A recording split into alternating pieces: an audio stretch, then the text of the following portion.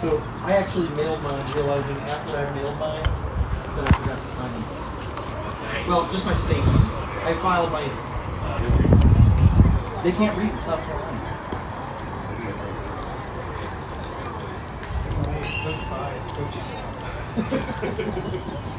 The guy in the hat.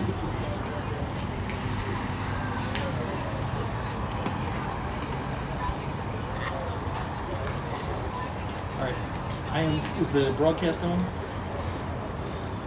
We just need to verify. I'm going to go live on the Give me just a minute. microphone as soon as you say. So you got the field mic on, like you're on your own for that So we're gonna leave it on. I'm still going to go like this. All right. You can just do that to yourself. You can do left hand up, right hand up. Left hand up, right hand up, high five. And then you rest yourself.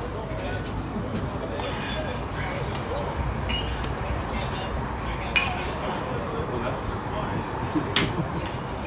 Now let me make sure we mute. Now we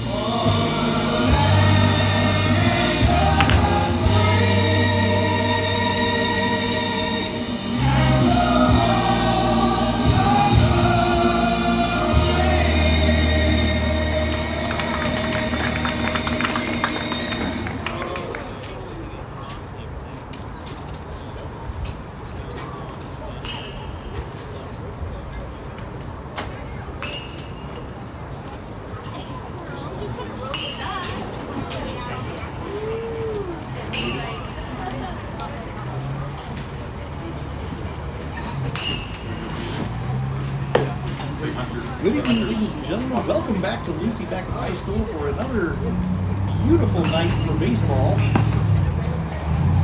Coming to you live from the back.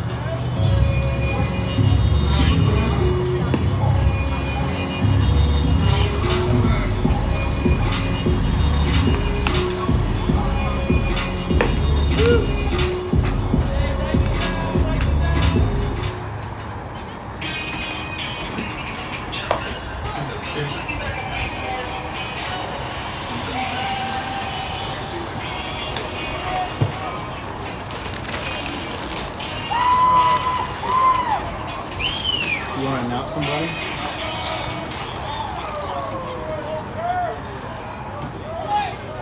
Now batting number 12, Julian Miles. So we've got first pitch here at 6:06 p.m., a little bit behind schedule tonight. Having played so many region games lately at 6:30 p.m., the 6:06 time isn't so bad. 6 o'clock pushing everybody just a little bit earlier. These Cane Bay Cobras that we're facing came down from Monk's Corner tonight, and the leadoff batter, Julian Minus, takes a shot to left field where Holman Blake waits and brings it in.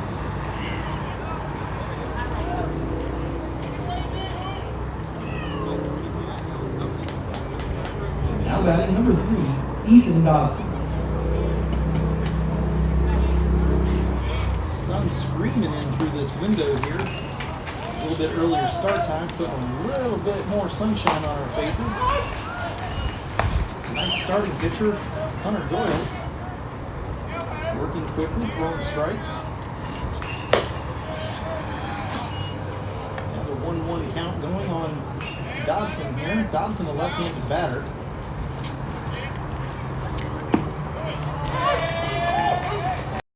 Brings it to 1-2.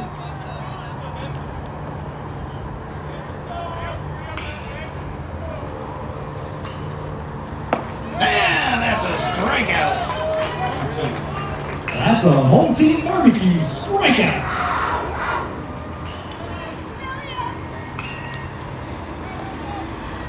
Now batting number 16, Devin Hogue. Devin Hogue, the longtime player for the Somerville Vapor travel ball team. Going into high school ball here. Tonight he's the first baseman for the Cane Bay Cobras. And he chips one over to the right side. Preston DiNapoli calls everybody off at first base, and he'll round it out. So the Cobras go down 1-2-3 at the top of the first. There's no score as we play non-region baseball here at the back.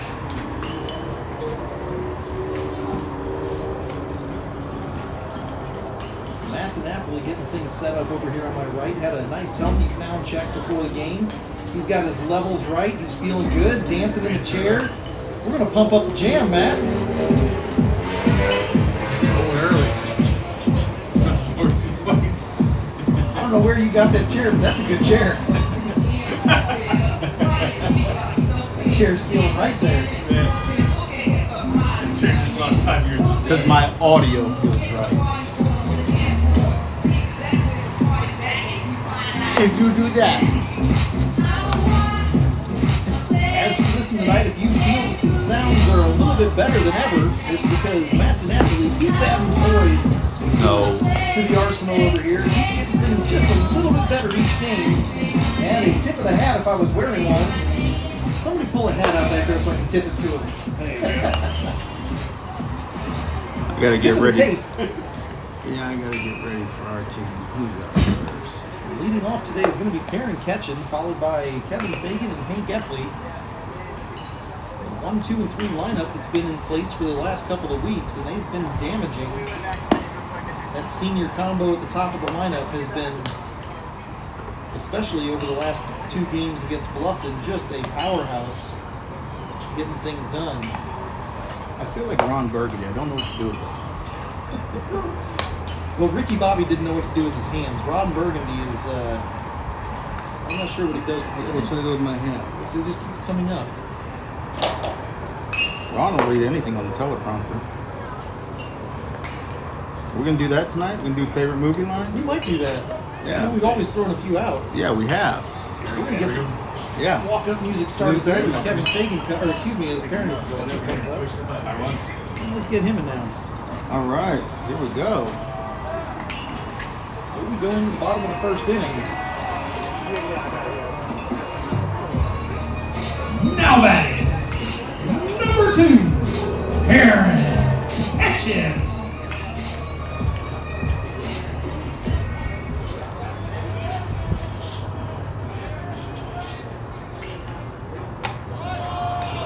How's this now, Jim?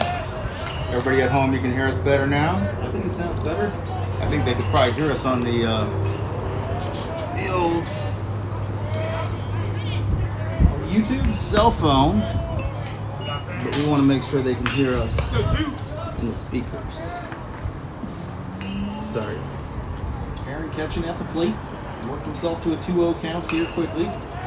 He's facing tonight's starting pitcher, Ryan Brewington. Don't have much data on these Cane Bay Cobras. If you look at Max Preps and a Game Changer, they have very different records in those two systems. One says 9-9 coming into tonight's game. The other one says 1-4. So it's a lot of unreported games, I believe, with Max Preps. The 9-9 record seems a little bit more accurate. So far this year, they have beaten Oceanside. They have beaten Bishop England. They've fallen a couple of times, actually 3 times, to Wando High School. And here they give away a free base to Perrin Ketchen. Now here's Kevin Fagan.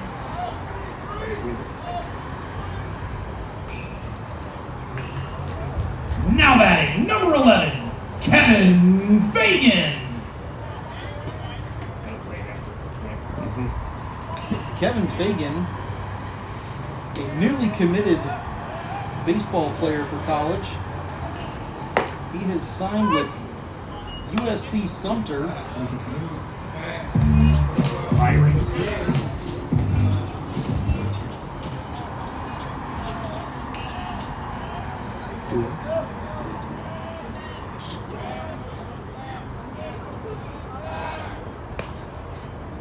Is that better, Jim? And it's an 0-1 count on Fagan. Can you hear me now, Jim? I can hear you. Okay, Jim. There it is. I'll go left, and then I'll go right. It's the Goldilocks method. Okay. A little too hot, a little too cold. Now we're right in the middle, and it's just right. Good porridge, Matt. Good porridge. Ladies and gentlemen at home, tonight Jim Byrne is manning the panic button all by himself. I'm not sure if it's a panic button or if it's a sensor's delay. I'm not sure what it is, but Fagan lifts one out into left center. Left fielder coming in, shortstop drifting out. The two of them next to each other, and it'll be the shortstop taking care of things. That's Julian Minus. Now here's Hank Epley. Now batting, number 9, Hank Epley.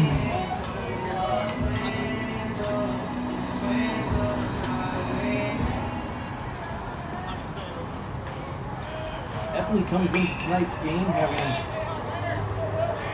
a great couple of games under his belt. Now here's Perrin Ketchen taking off. Play at second, not going to be there. And Perrin has himself a stolen base. Appreciate those of you who are listening, getting messages saying that we are crystal clear on sound tonight. wow. That is a first for a broadcast in the first inning. I'd like to hear that. Thank you very much. Yes, I'd like to thank our friends at WWE, Sean Selman. Thank you. Appreciate it. A couple tips and tricks. Epley swings an outside drifter. That one's a slider coming off speed. Not sure, do we have speeds going on that tonight? I'm sure we do, Jim. Would you like to know what they are? would love to know what that one was. That thing looked like it drifted on a boat. 70. 0-2 count now is your Hank Epley count. Brewington looks back at second, sends another pitch wide. This time does not get Epley to bite on it. It's a ball and 2 strikes.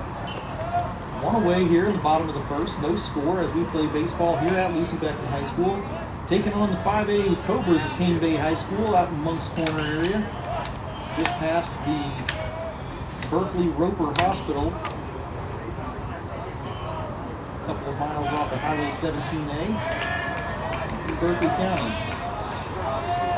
Epley asks for time and gets it. He'll step out. We're going to have to black label everything for the old gas tank. Can't give away all our secrets. Now this ball gets away. It's going to fall to the left side of the catcher.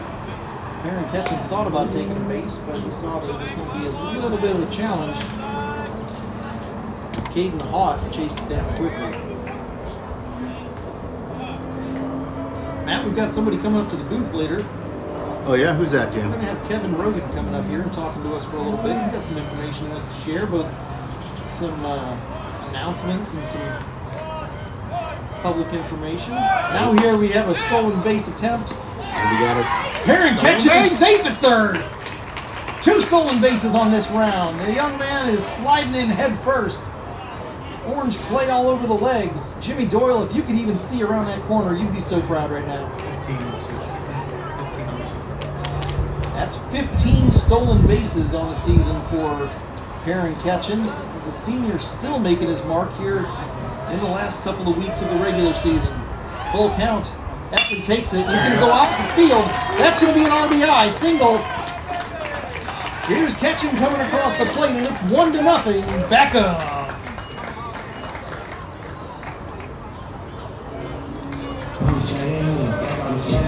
Now batting, number 12, Riles Morris.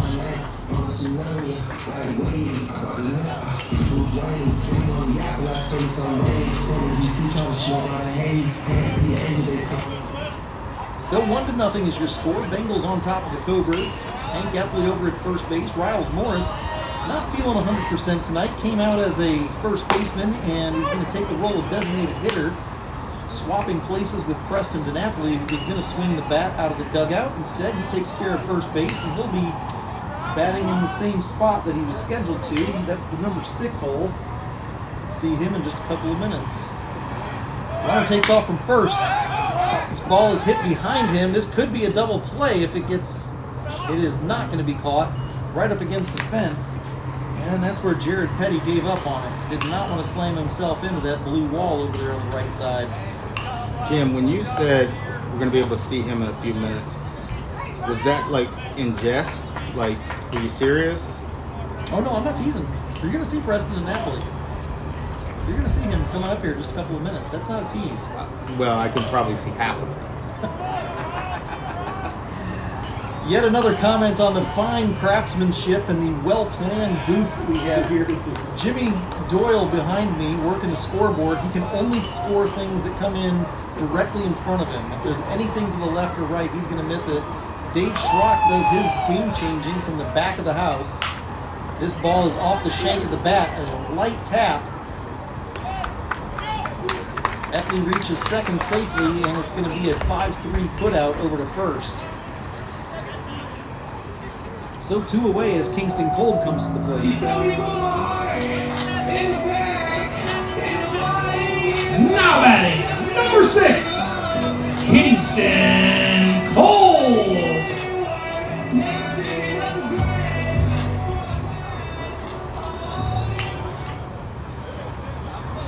Kingston Kolb coming up to the plate.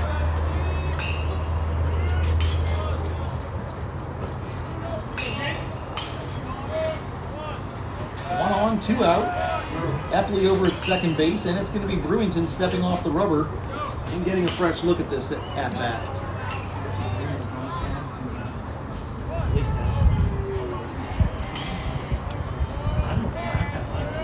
You gotta hit your mute on that one. You talking about the film?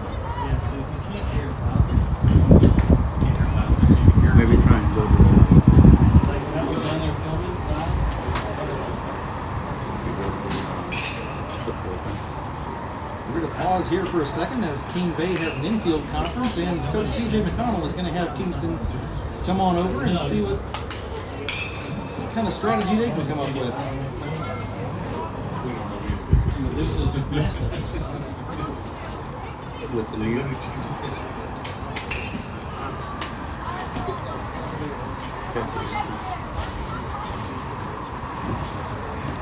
He said,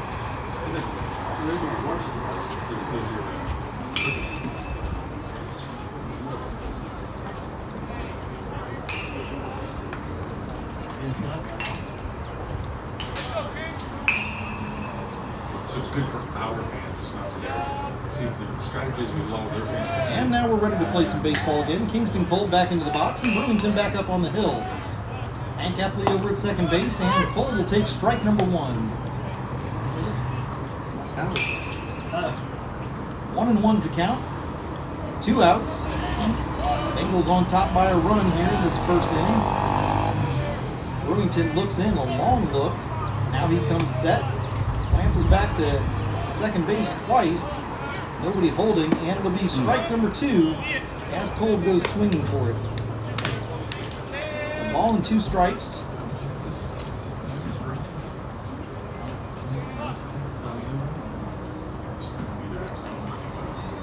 Cole doesn't seem to have quite the same energy that he often brings to the plate. Seems a little bit down. We didn't see the shake, and now here's a drop third strike. He tosses the bat, and on his way to first, he'll get put out.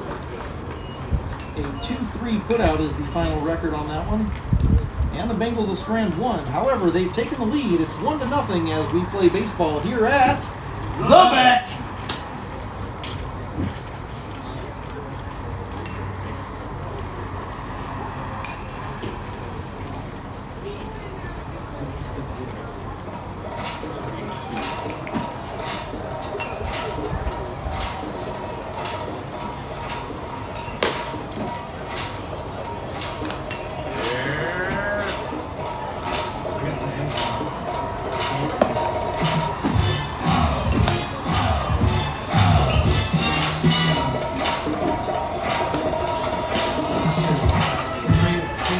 You don't have to use a chair, be careful.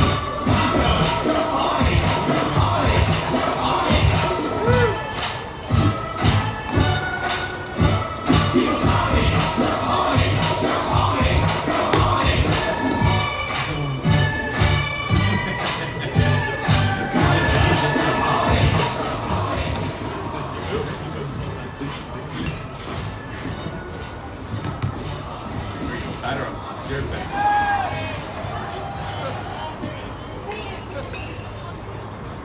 Now batting number 4, Jared Petty.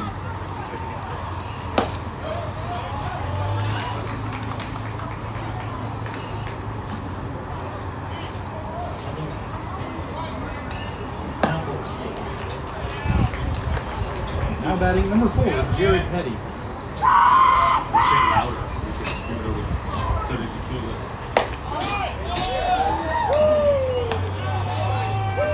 We have a guest up here in the booth. We had Stewart catching. Stewart was up here. He was dancing. Oh, we get the sword.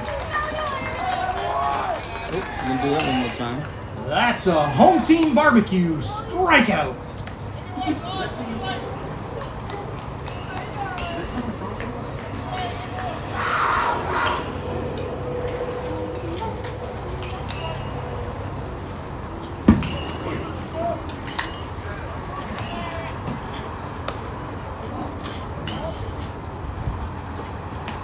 Starting to say we had Stewart catching up here, and he was our guest in the booth here for a couple of minutes, but we've gotten so much better all of a sudden. You know, talking about stew, he came up here like a stew and just started stirring the pot. Stir in the pot. Like our audio was crystal clear. Big Spoon is what they call him. Big Spoon.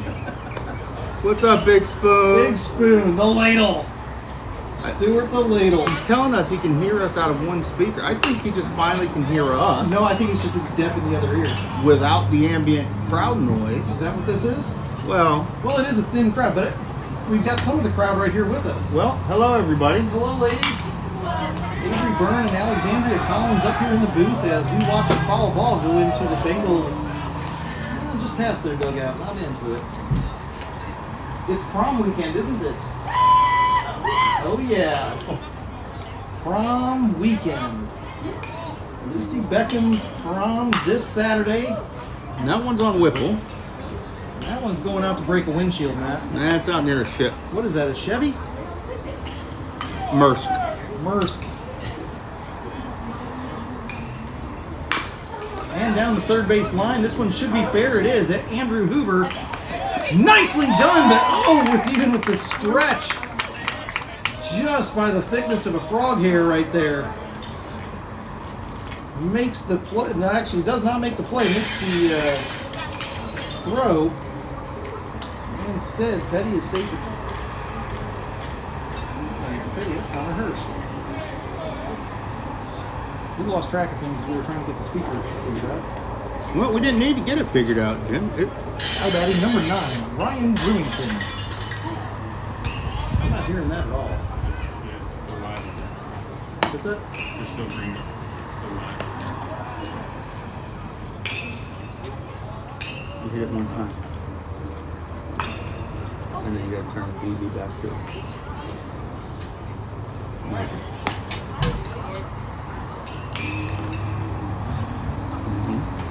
Now batting number 9, Ryan Brewington. I heard that. So what's going on down there on the field level, ladies? What's the sideline report? Hurt! Pretty quiet down there. Yeah? It's a small crowd for a Monday night. You guys want to learn some broadcasting? Doyle sends a pickoff attempt over to first base. We can get back into some baseball here in a second. I miss seeing that big boy out there on first.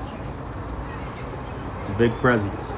Preston Napoli playing first base. He stretched out for it on that last play. Like I said, just by inches. Not able to get the foot out, and now they're testing the young man who stands over there, letting him know he's not that one's welcome. open. Hey, get the fish net. We're going to grab that one. It's another broken window out there. Have we been to the concession stand yet, ladies? Nothing. Any specials? What's the special of the day down there? Discounts? Anything? I like when people order popcorn down there. You can smell it up here. It smells like a ballpark. Gotta get something. Ball and 2 strikes now on Brewington. Pitcher versus pitcher here in this matchup. And another check over to first. DiNapoli swings and puts a tag to it, but not there.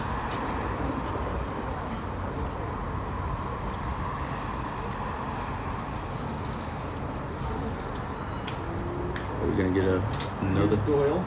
sword? Yeah, there's a strikeout.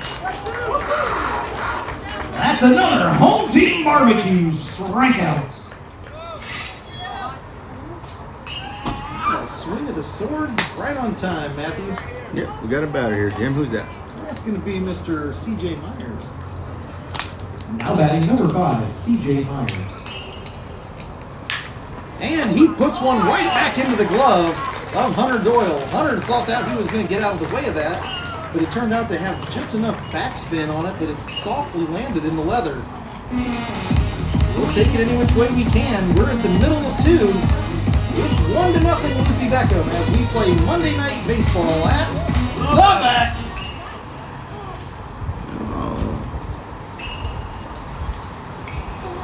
So, ladies, you came up here. What are you doing up here? Sitting and running the AC. Enjoying the air conditioning. It is. Let's take a look at the weather report for this game here. Tonight's game. Oh, the train's coming in. I didn't even look at the tracks. The train is on the way in. It's 77 degrees down there. It's hot. Says the woman in sweatpants and long sleeves.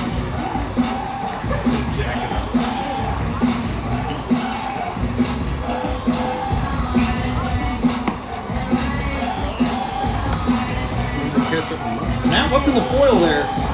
Looks like a cheeseburger. That does look like a cheeseburger. Phil, you grab me some ketchup and mustard? No Pepsi Coke. Cheeseburger, Coke. No, I said ketchup and mustard. Cheeseburger, Coke. Get your hot butter popcorn. Get it while it's hot. That was my first job, you know.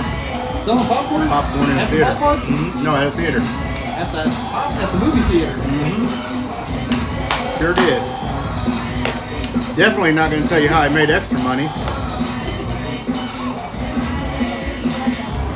As we go into the bottom of the second, it'll be Preston DiNapoli, Tommy Byrne, and Andrew Hoover, the 6, 7, and 8 batters in the lineup.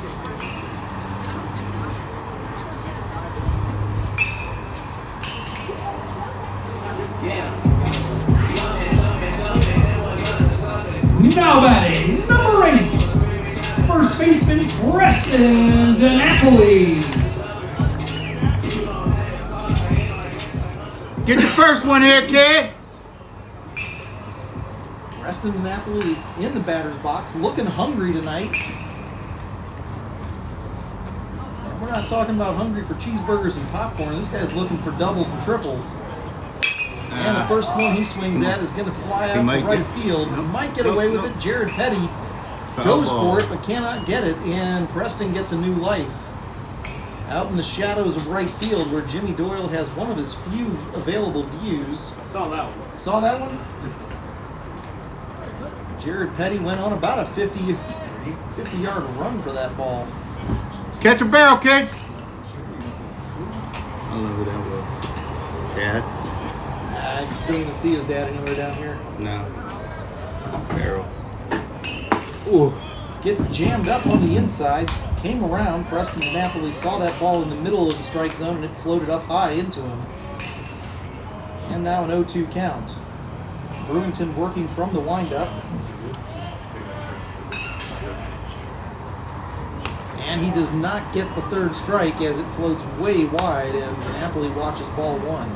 Can't tell if these are curves, sliders, what they are. But That one I think is a slider. He's thrown that one a few times. It's kind of off speed, down to 70 miles an hour. Yeah.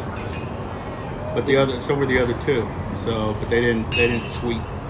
It almost makes me wonder if he's not able to control what's coming out of his hand and he's just kind of rolling the dice with it. 'Cause the first part of the pitch is looking the exact same. Now 2-2. Napoli looks out towards the right side where a quartet of geese go flying by and he tries to hit him. This one goes across the pitcher's glove over to second base. And the throw from over at second will retire DiNapoli. And That was Mitchell Bennett. Your boy took care of that. Now batting, number 3, second baseman Tommy Byrne.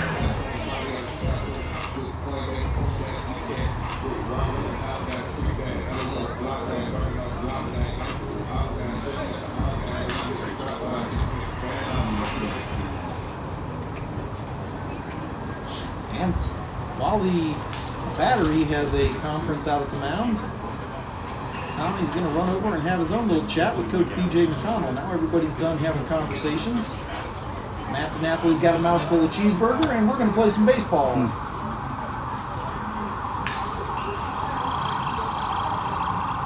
I guess that's where I fill in for you. This is the spot. This is the spot. This is the spot. This is the spot. Nobody on, one out. Byrne puts one on the ground to third base. That gets underneath the glove, and it cannot be a play. I think that's going to be a hit. You got to That check. is a baseball hit all the way. Yeah, that's that 5-6 hole. That's a tricky one. You know, that one had Difficult for Jeter to make that play. shortstop Julian Minus coming across. Now batting, number 5, Andrew Hoover. Julian Minus came way hard to his right. By the time he stopped on the slide, he had the ball in the glove, but had no time to be able to make it. Now here's Tommy Byrne on the steal, and they get him. Yeah. That was a sharp throw. I think they And picked Byrne up was on that. retired off the bases. I think somebody's stealing signs. Either that or they probably suspect we're going to run all day. Well, that's the thing, is we've been running hard all day, and now here's Tommy Byrne headed back to the dugout on that caught stealing. Yeah, but this is the team that wins games. The guys that get on base, usually they advance, they steal, Be aggressive. They're aggressive on the base pass. They lay a bunt down when they need to. Execute. Just the fundamentals, the little things. 3-0 pitch to Hoover now. Brewington sends it and strike one. 81 mile an hour just on the outer edge there. Now 3-1 with 2 away here in the bottom of the second. Bengals on top, 1-0. Hoover in the box. Here's the pitch. And strike 2 as he swings away at it. Crept up to 82.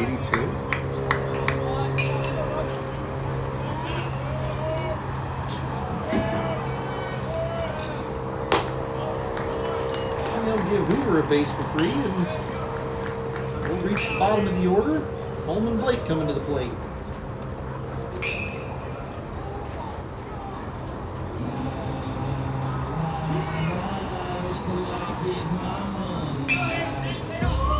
Now batting, number 10, Holman Blake.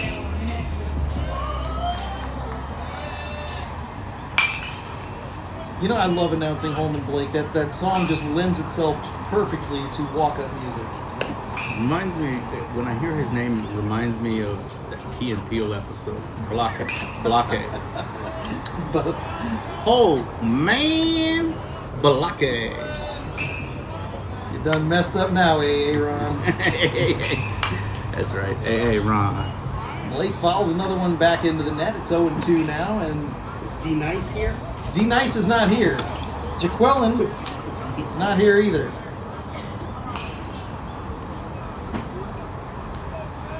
Oh, 2, 1 on, 2 out. Brewington comes set, glances over his left shoulder as he's peeking at Andrew Hoover, and he'll send one in high to give him something to think about there. Holman Blake now on a 1-2 count. No, don't do it away, Jim. Is that a sneak preview of what's to come between innings? Sneak preview. Yeah. Those of you who had your money on Pitbull, Jim, that's not who it is. red 27. It's on the roulette wheel, Matt. He has a lot of songs, Jim. Which one do you think it is? It might be featuring Kesha as Timber. Blake puts one in the air. This one out towards center field. He gets a piece of timber on that one. Oh, that's out of the glove. That's going to be an error on C.J. Myers, and here comes Andrew Hoover. That's 2-0 Bengals. So Holman takes it any which way he can. What should have been an easy out in center field is a dropped ball and an E8. So the score is doubled, 2-0 now, and the Bengals will head back to the top of their order. Nothing, but Now batting, number 2, Aaron Ketchum.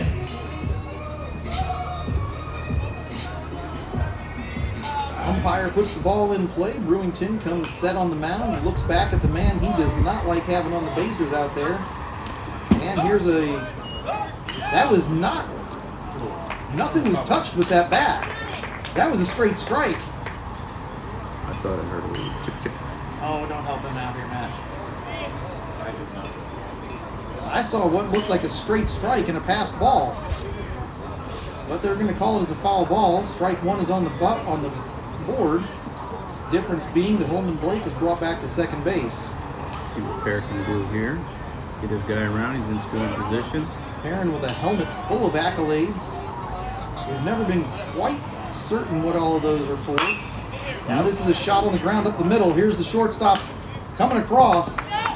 And the 6-3 putout will end it. Holman Blake gets stranded after reaching on the error, but he did his job and brought the run in. Andrew Hoover made it 2-0.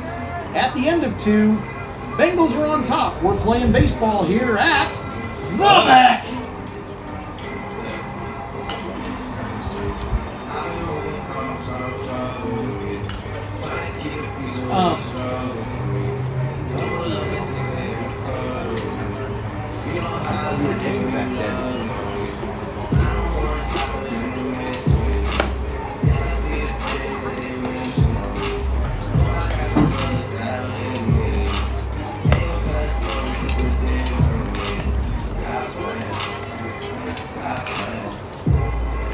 Oh, you went with Drake. I called you out on the pit bull and Yep. you went Drake. I did. I did. You're lucky I didn't go Beyonce. I was like, Why do you hate me thusly?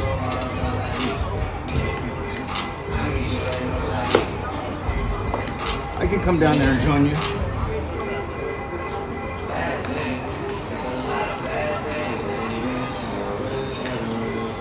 you have to push anything to talk.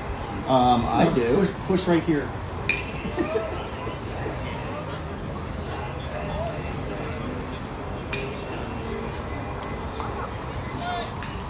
So you heard that noise, right?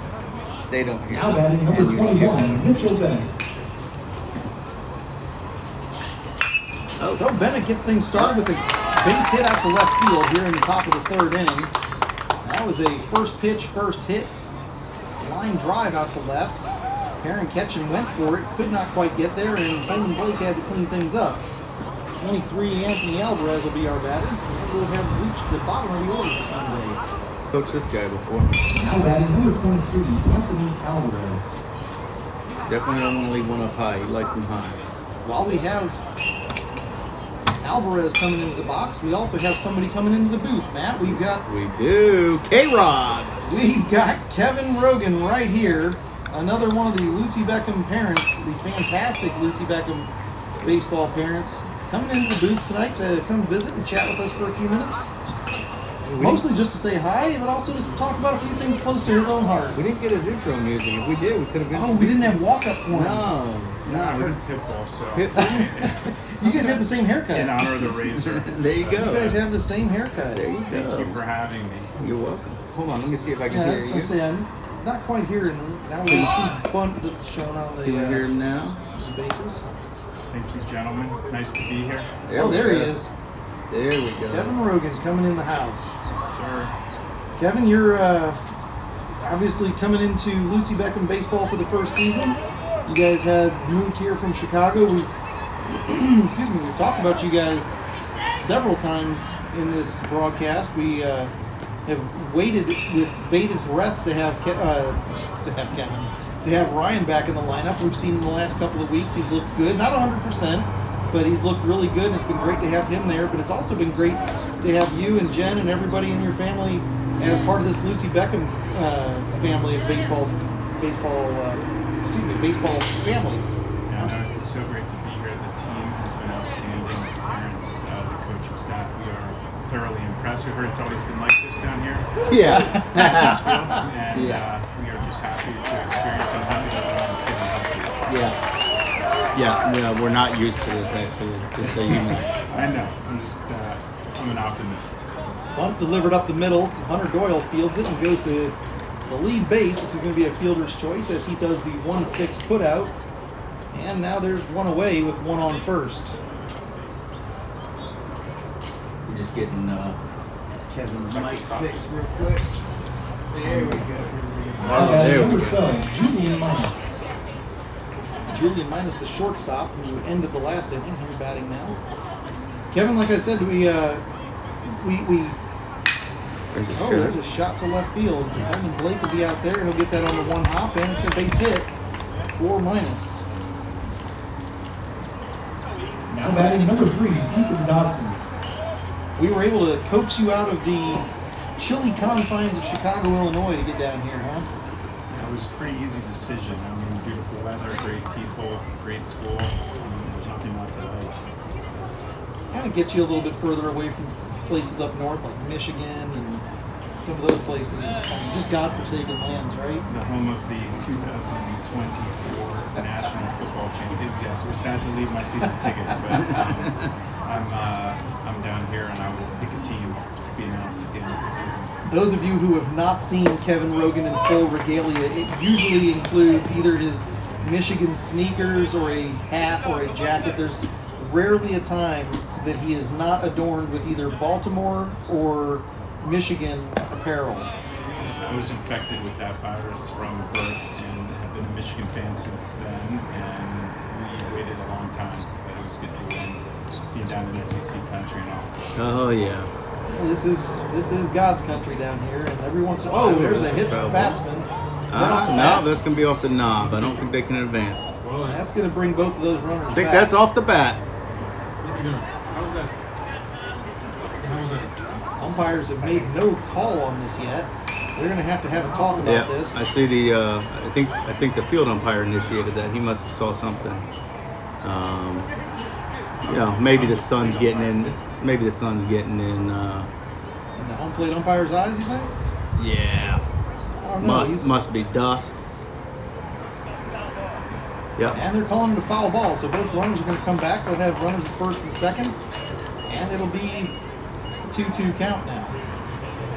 Cane Bay's coach is going to want to hear about that. I love a good argument between a coach and an umpire. I just love it. Yeah, just like Now he's just kind of walking away. No spitting and cussing here. there's two of us. We worked it out. It's a foul ball. There you go. You reading lips down there, Matt? Yeah, that's what they're saying. You kind of know. Don't want to hear it. Final. 2-2 count now. And Dodson.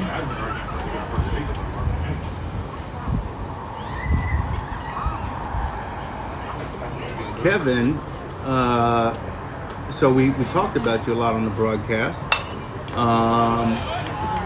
We talked about your world travels, sort of where you're from, and Jim just talked about being from Chicago, but give our viewers a little bit of background about you. You're a doctor, and Good Lord, this isn't Match.com. Yeah. The man's married, Matt. I'm already taking 22 years. Good looking. What I would say is I was born in Baltimore, grew up in DC area, and then Michigan for undergrad, and traveled around the country, lived in Birmingham, Providence, Rhode Island, New York City, and 18 years in Chicago. This has been my favorite city. so far. And now The next one will be wherever your son's going to school. This is the final resting place, and we hope Ryan goes to a great school. Looking forward to it. And you've made most of those moves because, here's a shot down the first base line. Preston DiNapoli's going to take care of it himself. And there's two away as both runners advance. Devin Hogue's going to come up to the plate, and he'll have two in scoring position. Now batting number 16, first baseman Devin Hogue. Now, most of those moves that you've made have been because you are a physician, and medical school and fellowships and internships and externships and All the ships. all the ships. Yay! Lots of ships, man. Yeah, those are the kinds of ships We we have like. had ship talk up here. We have been talking ship a lot up here. Yeah. So, There was a ball hit right back at the pitcher one day, and we saw a ship go by very quickly, if you know what I mean.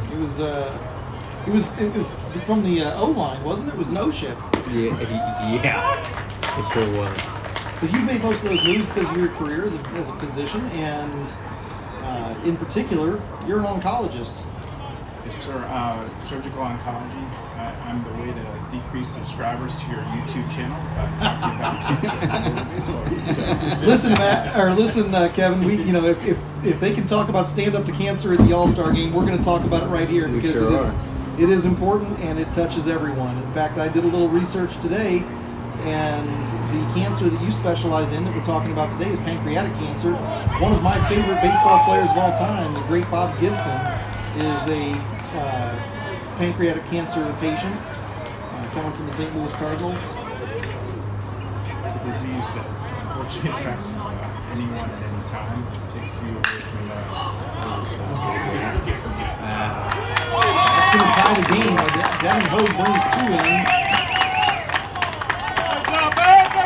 Alvarez and Minus both come across the plate. So tell us about the pancreatic cancer. What brought you towards sort of that Now specialty? batting number 4, Junior 10. I guess I could have treated thyroid cancer where there's a 90% success rate, and there's something about me that wanted to go after one that has a 10% success rate, because I think there's room that can be made. Just like Lucy Beckham baseball, the arrow is pointing up, and that is the direction we're going in pancreatic cancer research, therapy, and I specifically operate on pancreatic cancer, and it's obviously a devastating disease. Help's needed. Now, you have an event coming up this weekend, I believe, to help raise funds and awareness for pancreatic cancer, don't you? It's next weekend, actually, but we would love for anyone that's not doing anything on April 27th to come to James Island County Park for the PanCan Purple Stride event. What is that? Is that going to be a run, a walk? Well, for you, it's a run in the blue uniform, protecting us. For me, I'm going to be strolling, but they asked me to give the opening address, and then it's a walk. So it's from 9 a.m. To 11:30, and you have to go to James Island, unfortunately, to go to the event. But they knew it was on the scoreboard, but we're going to keep them pancreatic cancer shortly. That's a home team barbecue strikeout. Yes, it was. I can't get to it. I can't get to it. Well, there's nothing wrong with going over to James Island. They've got good law enforcement over there, good people. That's what I've heard. Now, did you say it's 8 o'clock or 9 o'clock? I've heard both. 8:30 it starts, and then the opening ceremonies are at 9 a.m. and then it goes to 11:30. And what can people expect to find over there besides hearing you speak and as the keynote welcoming speaker over there? What else is going on that day? So it's a walk to raise awareness for pancreatic cancer. We hope that people will show up in force to support victims, families, people that are affected by the disease. And we hope that if people have any money to donate, we would love donations. And there's a fund that I set up on the Hollings Cancer Reach for Hope team. And we are short of our goal, so we're hoping that people will find ways to give. Now, Kevin, a lot of people don't know much about the pancreas. It's kind of one of those, we know what the lungs do, we know what the heart does, we know what the stomach and the kidneys and the liver do, but the pancreas, that's kind of one of those lesser known, people don't always understand what it does and how important it is. Talk to me a little bit about what pancreatic cancer means to people, what it looks like. I know that early symptoms can really be non-existent whatsoever in the early stages of pancreatic cancer, but what does it look like? How does it affect people, and who is it affecting? It's devastating. The pancreas is the organ that supplies digestive function. It's sort of the hub of digestive activity. And when it's affected by cancer, it's devastating. Now batting, number 11, Kevin Fagan. I feel like that SNL skit Debbie Downer right now. No, you're not. Listen, you guys are trying to talk about this great baseball team that we're proud of. Listen, and I'm talking about cancer. Listen, we're doing both, right? We're multitasking here. What you do is very important, and I think if anybody in the stands, anybody at home, what's the percentage? I mean, I know my mom had cancer. I don't remember the type. It was the back of her tongue type thing. But it's devastating. Cancer can be devastating, and I know so many people lose loved ones because of cancer, and so I think it goes right along with what we're doing here. We're trying to set these guys up for success, and you're trying to give your patients a chance at success. You were starting to say there that the pancreas is involved in digestion and that it's a key part of the digestive functions. I know a friend of mine has had their pancreas removed. That's been a life-altering situation for them. But again, it is one of those things that you don't really think about. You don't necessarily hear about it every day, and it's probably one of the lesser-known cancers. And yet, it's also 3.5 year survivability rate usually. The weird thing about it is it affects people in the prime of their life. They could be symptom-free, feeling well, and then they're diagnosed, and their life and their family's lives instantly change. It's a rare disease, 60,000 Americans, and unfortunately, it's the fourth leading cause of death. And it's one of those things that when you have it, your whole world comes to a halt. Go ahead. I'm into the conversation. Now batting, number 9, Hank Epley. Hank would understand. We're in a serious moment here. So you're in the prime of your life. And then it hits you. My best friend from college, he's another Michigan alum, Dr. Andrew Saylor. His mom passed away from pancreatic cancer. She lived her life of a nun. She never drank. She never smoked. She ate well.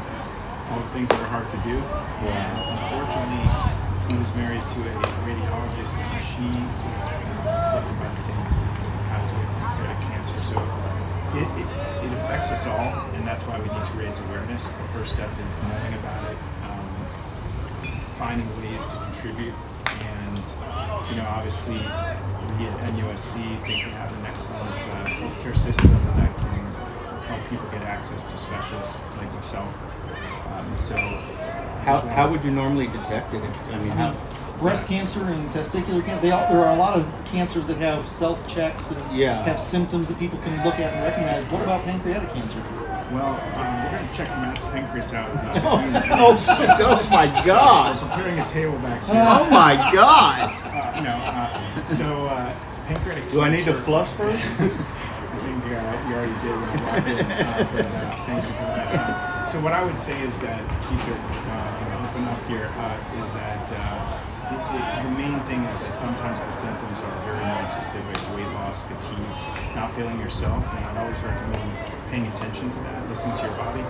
Sometimes people get a scan for another reason, they cough, they go to the ER, they find the mass. Right. And then some people turn yellow or get jaundiced, and that's only if it affects the head of the pancreas. So, Isn't that also the liver? Doesn't the liver or kidney or something give you jaundice?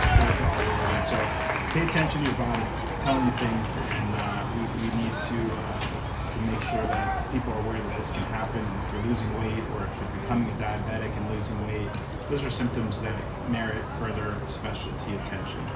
Well, I'll be in there to see you soon. Sounds like you know my story. I've been losing weight, and you get fatigued sometimes. I think some of that comes back though with the weight loss.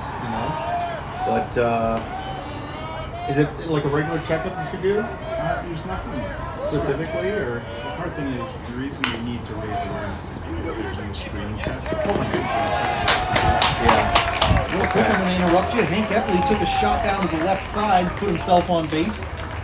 He and Kevin Fagan both on, and now Riles Morris bunts over to the left side. Infield had a play going, but nobody communicated, and first base was left uncovered, so now the bases are loaded for Kingston Cole. But let's go ahead and announce him real quick. Now batting number 6, Kingston Cole. You see what's happened since you come up here I and mean, started if we talking talk about about this? pancreas cancer, we load let's- the bases. we're loading the bases, so we might as well. We're going to cure pancreatic cancer. There you That's go. how I look at it. I It's agree not with you. the same. Have you ever seen the movie The Secret? Or read the book The Secret? It's about the law. You've read enough. Yeah, you've read enough books. No, it's the law of attraction. It's a law of controlling your thoughts and being able to visualize what it is you're going to attract. And positive thoughts, just like on a baseball field. Good self-talk and take steps. Every day that lead you to that result. Kevin, we were talking a moment ago about not really a whole lot of symptoms that sometimes display that people seem healthy, but they have little things that kind of one by one on their own don't necessarily mean much. But when we take them together, you start seeing some of that blood sugar changes, you see weight loss, you see maybe some jaundice, and that's where we start to have people come in and present to physicians. With all cancers, and there's a bobble ball over to the left side, they're going to take it first. They get him at first, but the Bengals score. That's Kevin Fagan coming across the plate and giving the Bengals the lead once again. It's 3-2. The only reason I here in the gotta do bottom of this the is I third. gotta live with this guy. So if I don't play this, like, I might. Okay. All Now right. batting number 8, Got it. Preston DiNapoli. Sorry about that. Like so many cancers, early detection and early intervention is key to survivability and to extending the length of time that people can live cancer-free after their treatment. You have a new initiative over at the Hollings Cancer Center about getting people in as quickly as possible and getting them seen, getting them examined, and getting a course of treatment underway as fast as possible. Talk to us a little bit about that. Sure. People when they have a medical problem, they reach out to a medical provider that they know, and they get better care because they have access to your system. And one of the things that I'm trying to bring to MUSC is I want everyone to have that VIP treatment. It starts with getting in early and seeing quickly, and so we've sort of opened up the doors, so to speak, probably supported by MUSC's administration, and we're going to be launching on July 1st. So patients with cancer will be able to be seen the next day. And it seems like it should be easy to do, but Hollings is busy, people are working hard. Jim, you know from your wife being an outstanding MICU nurse leader, it's a congested, busy, state-funded institution, and to open the doors and help people when they're in a time of need is, I think, a really big goal, and we're really pleased to be able to do that. So Hollings Cancer Center attracted you, and let's face it, Charleston's not the biggest town in the country. You've got huge cities all around this nation, and there's some fantastic medical centers out there. But they were able to attract you. It says something about Hollings Cancer Center and the work that they're doing, where they can attract people from across the country, top-notch physicians like yourself. And I'm not just blowing smoke up your tail, but Hollings Cancer Center really is at the forefront of some of the research in really all cancers. But they've done a fantastic job. They have a beautiful facility over there. I mean, every little detail, from valet parking to next day visits. It's a fantastic operation.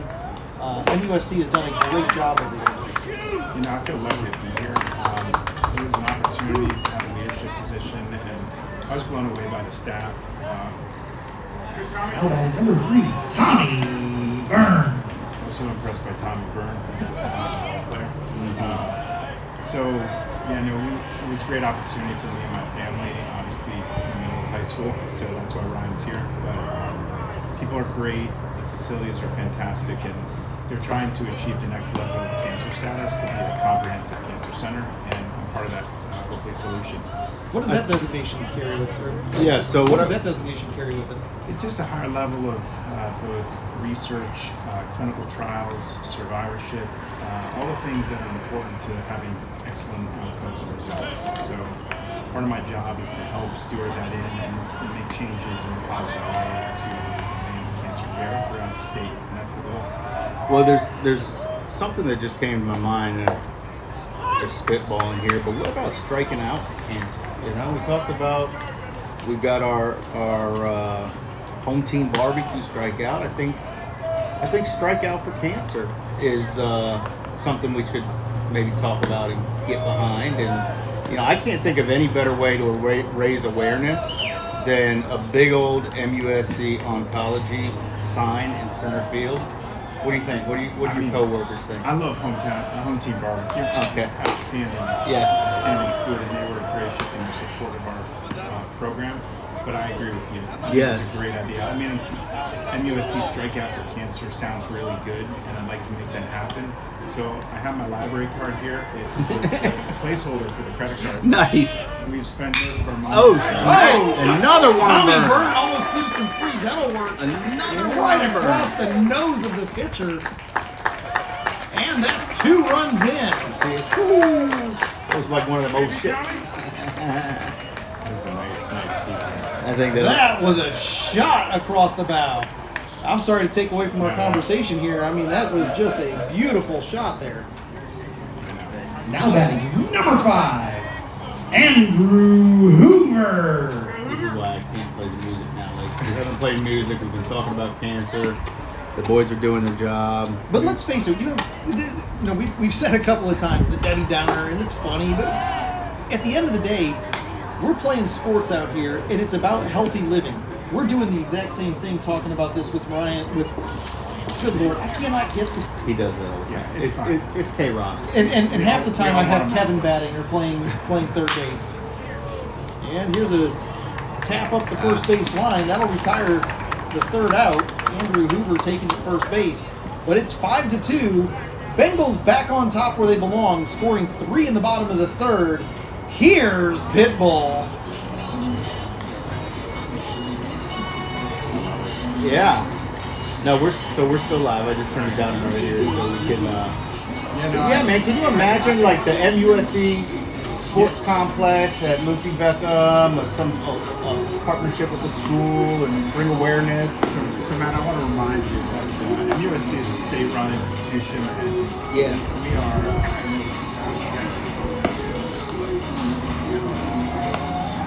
Can you hear me now? Yeah, I got you now. No, I was just saying MUSC is a state-run institution, so I would say our advertising budget for Lucy Beckham baseball is not at the top, but we are we're hopeful that we can have a sign up there, raise awareness. Yeah. I think it's great. I think these kids would definitely get behind you. I said something. I've got the date obviously in my calendar. I mentioned something to Coach, and he said he'll come out too. So we'll see if we can get the whole program out there to support you and get behind the cause. I appreciate you paying attention to this. It's a really important thing to me, to my family, to see it. We're glad to be here.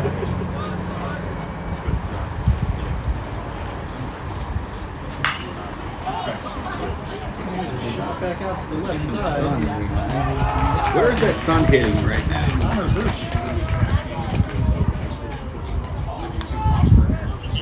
Connor Hirsch flying out to the left side. And here's Ryan Brewington. Now batting number 9, Ryan Brewington. I'm not sure where that sun is really hitting out there. It seems to still be sneaking through some of those trees out on the right side. And we've got, And that one's in the dugout. is that Kevin Bilbo down there? Who do we got? Oh, Hang on a second. We've got Scott Eisberg and I believe, Yep, we got 2 out here. yeah, getting some local media press. They need to come We up have here a and lot hear of a little media. bit about this. See what I mean? We get the media out here, then, right? It's the paparazzi downstairs. Well, you know, listen, I'm not gonna say that it's anything causative here. I'm just gonna point out a couple of things. You came up here, we started talking about cancer. We've spread a lot of good messages about cancer. All of a sudden, we got 3 runs on the board. We've got some local media down here watching us. Things are going well. The arrow's up. That's how I look at it. That's right. I'm an optimist. I always believe that put your effort into something, it will lead to positive results. I've seen it with this team, with this coaching staff, with this community, and same thing for cancer. Yeah. I see a subscriber. There's someone just joined. Nice. There we go. Hey, Wrap it up positive. one by one, buddy. One by That's how you one. start. You're one at a time. You can't start with. Oh, that's getting a little tough. That's a spin little on it. tapper.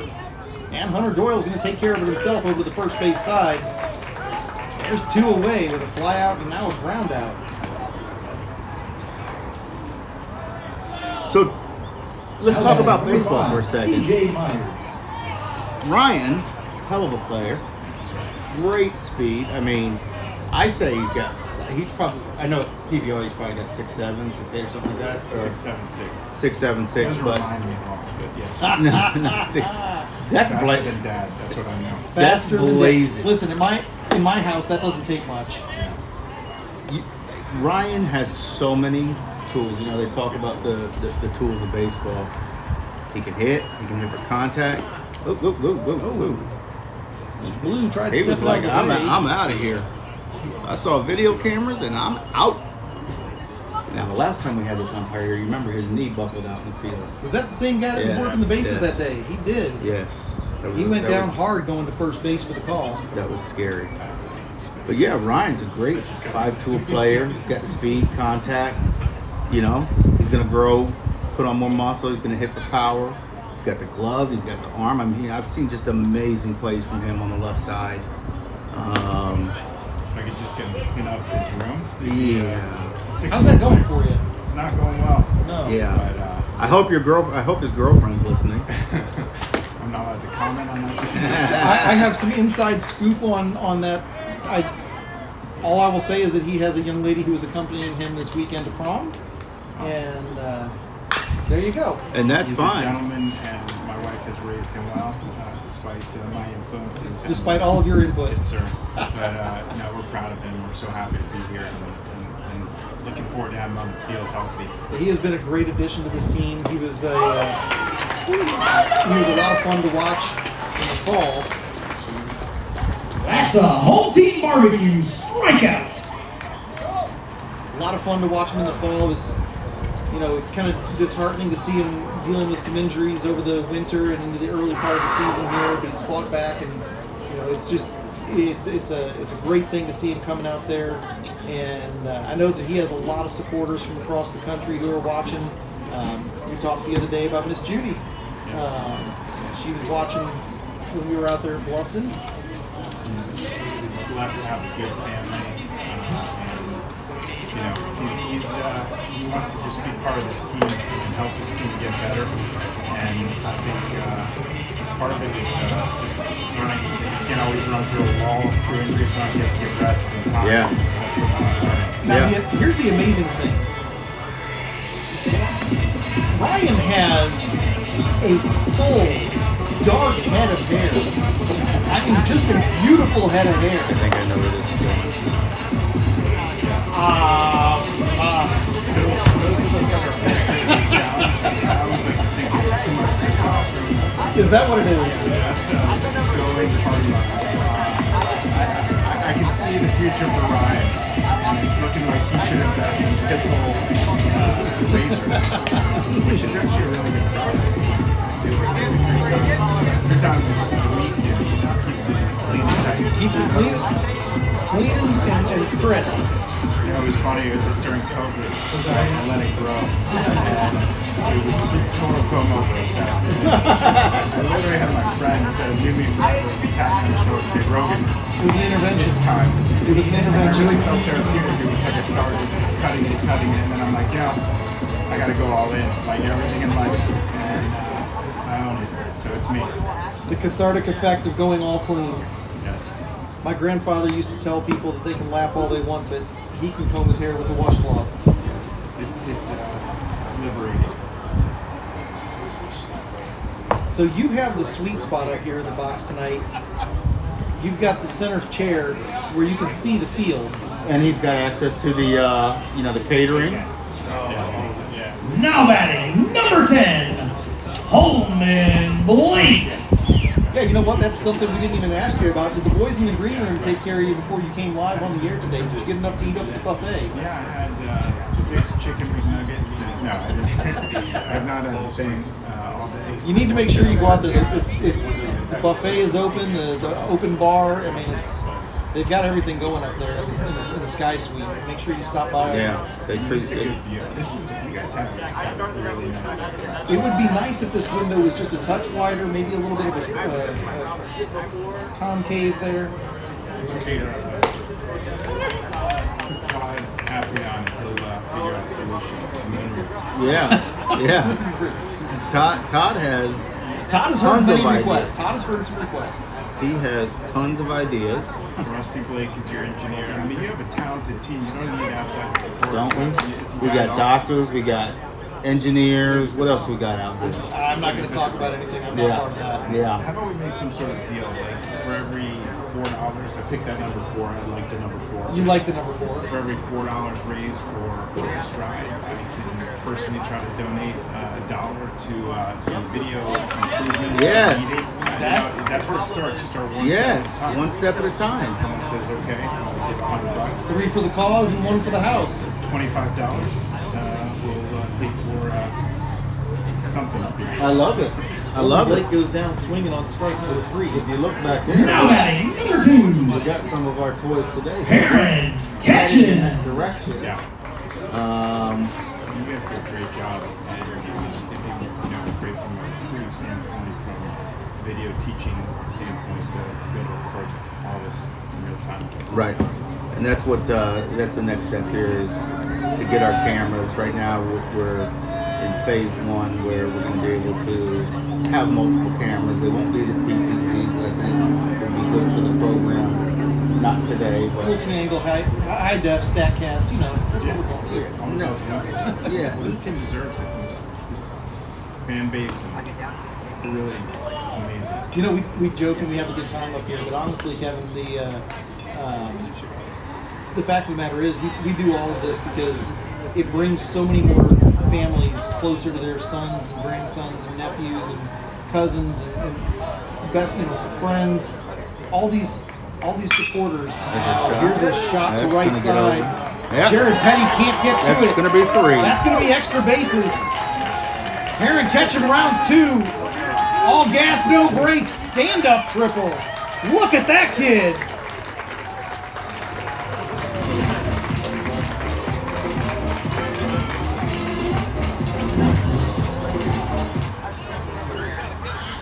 Yeah, He's a ball player. he is. Heron Ketchum. Something. And the funny thing is, he's going to college to play football. Right. Now batting, number 11, Kevin Fagan. It's a good time you say these are like 2 seniors that It's fun to watch these kids play. But what I was starting to say, though, is that everything we're doing is just simply because we want to bring as much enthusiasm. Oh, that one's off the grate. That one's off the noggin. Right off the hat. Look out. So a free pass there the hard way for Kevin Fagan as he's going to take a walk down and put runners on the corners for Hammer and Hank Epley. Give him a natural throw.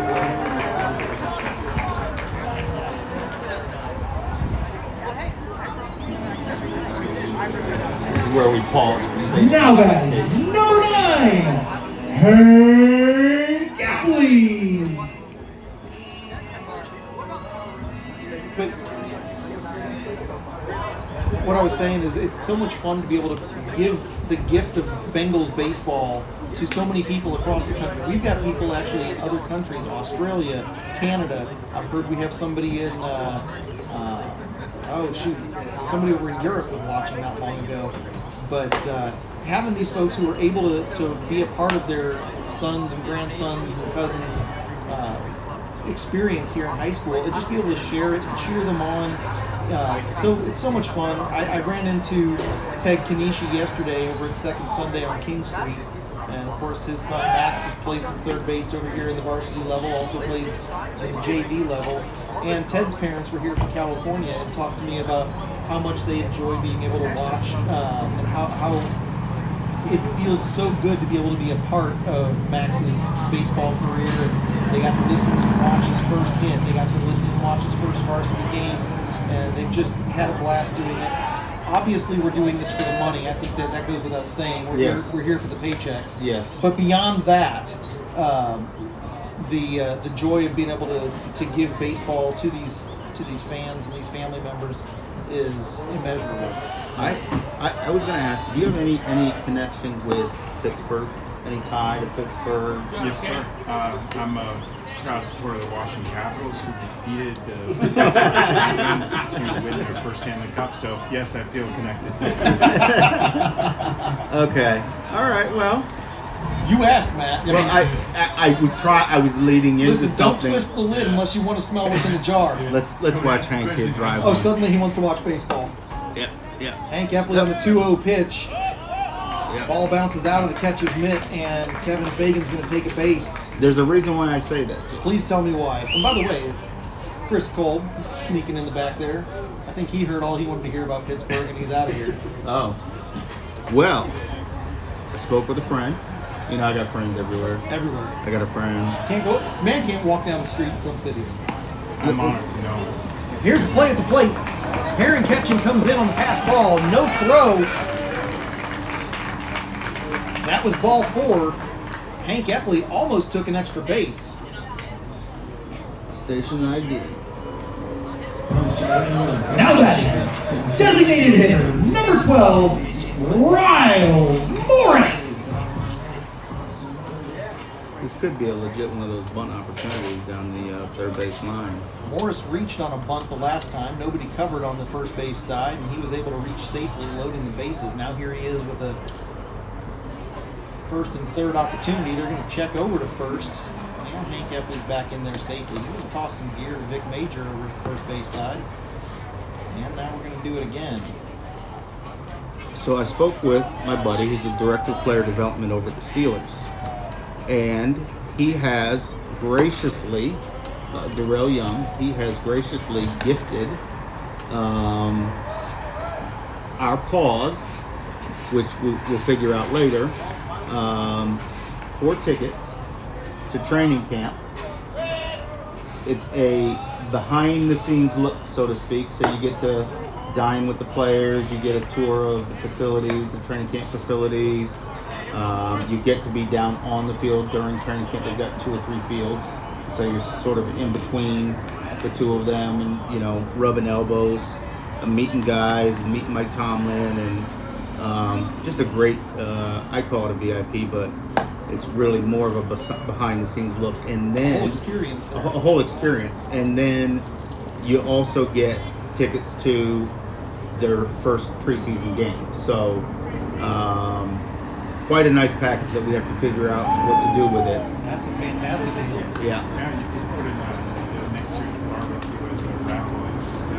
It's an incredible thing. Well, I think training camp. I don't It know. starts when- here in the summertime. Yeah. 3-0 count here. Riles Morris at the plate. First and third still. Hank over at first. Fagan over at third. And strike one comes across the dish. I think it's a great idea. People can find creative ways of giving to the program so Right. that we can support this, make it, That's right. bring it to the next level. That's right. Bottom So of the bottom of the fourth, 6-2, and here's a shot up the middle. another one of those knuckleheads. Hank Epley. Oh, yeah. Hank Epley steals early, slides in underneath the plate, takes the play at second away. Shortstop ends up having to go to first base with it. That'll be an RBI and a 6-3 hit out. He's looking at you. He's waiting. He's waiting for his announcement. I'm telling you, Kingston's a bit of a showman. He really is. Now batting, number 6, Little wiggle. Kingston Cold. I think I can make a donation, maybe for any robotic Yeah. bladder surgery. I can throw in an appendix for free. As long as we got you up on the rack, well, I mean, why not, right? let's rotate the tires, work on the appendix. Right. 2 for 1 Right. in honor of Beckham baseball. So Right. Why not? That's what you got to do. Nice cleanse. Now, when you stitch, is it true that you use 206 stitches just like the baseball? Yes, sir. Always I count going each time. in the V shape. He's still working on that. Still working on it. That art. He's the only physician in the Low Country using red yarn in his stitches. Gonna be- This is a base hit to the left side. That might be another RBI. They're going to give him the stop sign. Keegan Conroy over at third. I'm not so sure the coach is going to be happy with that one. Conroy got the stop sign. He's running for Hank Epley, runner for the catcher. Kingston Cold started around first and ended up having to dive back in. He's safe at the first base side, and Preston DiNapoli comes up with runners on the corners. Stay tall, kid. Give him an announcement.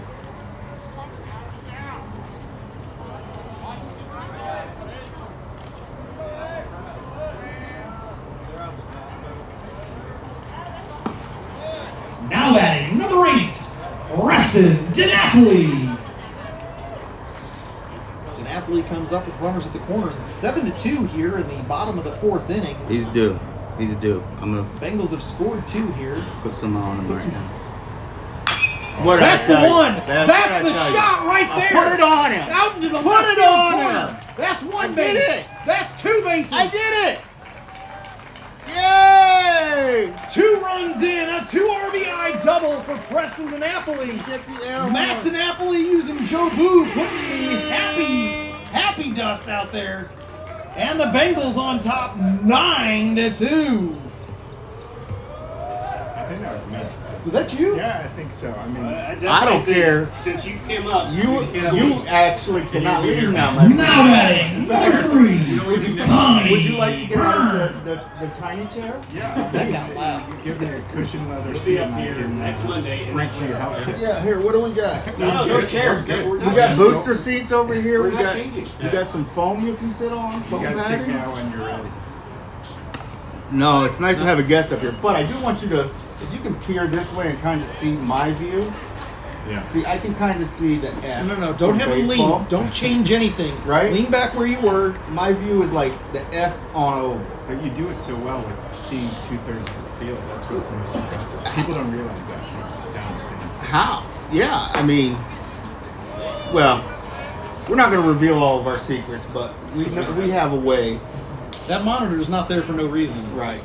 Yeah. 1-1 count here on Tommy Byrne as Preston DiNapoli stands out at second base on the heels of what was a fantastic Let's go. double. Let's go. Down Bring him in, deep Tommy. into the left side corner. Tommy, let's bring him in, kid. Did we play his music? I'm kind of We did not superstitious. play music. We won't play it again. Yep. That one. Now a ball and 2 strikes. As he knocks one off to the right side. You like the sound effects?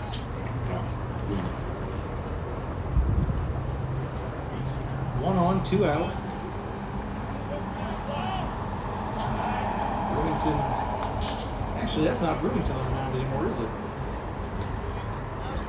It's Newberry. That is number 8, Carson Newberry. Tommy squares him up, man. You know what we fail to look at, Jim, is we fail when we at? see these big hard hits. I don't know if you see it from back there, Dave, but the radar gun will pick up not only what's coming at you, but what's going away. So you kind of pick up back speed or speed of contact or exit velo like that. Tommy Byrne out to center field. That one is going to be dropped. That's going to be another base. Preston DiNapoli comes across the plate. He's going to get some And air Tommy horns, Byrne too. out to second base. He gets air horns too. Good young ball players on this team. A lot of never quit type of attitude. Now batting, number 5, Andrew Hoover. Yeah, we're going to.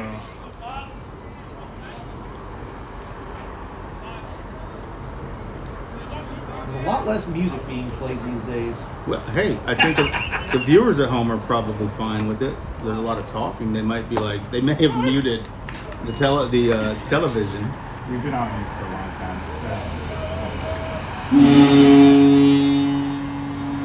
If you're wondering who the extra voice is up here, the unfamiliar voice is Kevin Rogan, MD, talking to us today about pancreatic cancer and the Pan Can Purple Festival coming up on Saturday the 27th. Kevin, Did I get that date right? It's not a festival so much as it is a fundraiser and walk to raise awareness. like awareness walk-a-thon. Yeah. So bring your running shoes, your walking shoes. Well, but how do you make and your money? walk. So we don't make money. We just try to inspire those of you that have money To- to make donations. And I would encourage. And where do you make them to? So you go to Pan Can, and it's Purple Stride. And if you look up under Hollings Wait for Hope Team, I've created a page where my fundraiser is a goal of $2,500. No, don't blame me. That was Phil. Phil down with the truck? Yep. Satellite truck. I'm telling you, Phil has. You gotta get rid of that kid. He's just been no good this year. Well, we got to find somebody from HR to kick it into overdrive.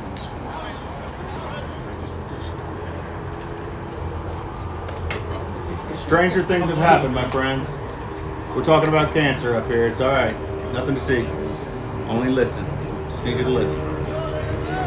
But Kevin, you were getting ready to tell us where people can, how they can connect with you to make donations and get involved.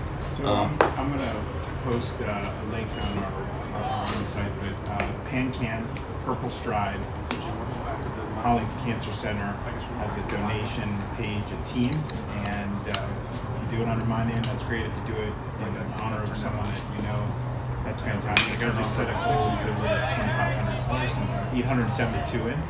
And Is that you personally? Yes, sir. So your goal is 2,500. The other doctors, they all have a goal of 2,500, or they set their own? they set their own goals. Okay. But every penny counts in the fight. Yeah, I totally understand. And of course, if you have people coming out there to the event over at James Island County Park, inspiring them to wear purple for awareness. Here's a shot down the right side. That's going to be foul. And Hoover's going to come back on a 1-2 count once again. But you'd like them to wear purple, is that? I mean, that's the color to support pancreatic cancer, and yes, just being there is important. And spitballing and all. What about a purple Beckham jersey? There, Oh, come there you on. go. There you are. Okay, you got to And get the The hat. team could be in There the we next go. year's walk, and it could be an alternate uniform. So I maybe think that's a kind of- great idea. I think we're starting to peel some layers of the onion back here. We are. By the way, you mentioned your wallet earlier. Can you leave that here? You're sitting on it, sir, and I don't want to reach. That's why you're leaning to the left. It's not that kind of show, Do you boys. belong to any yacht club? Do you have a vacation home to? All my money has been spent on MRIs and physiotherapists since Oh. I've been here, which is getting Ryan's lower extremity. You'd think you'd know a guy. It doesn't work that way. We're still Yeah. an institution. So. Hoover on a 2-2 count.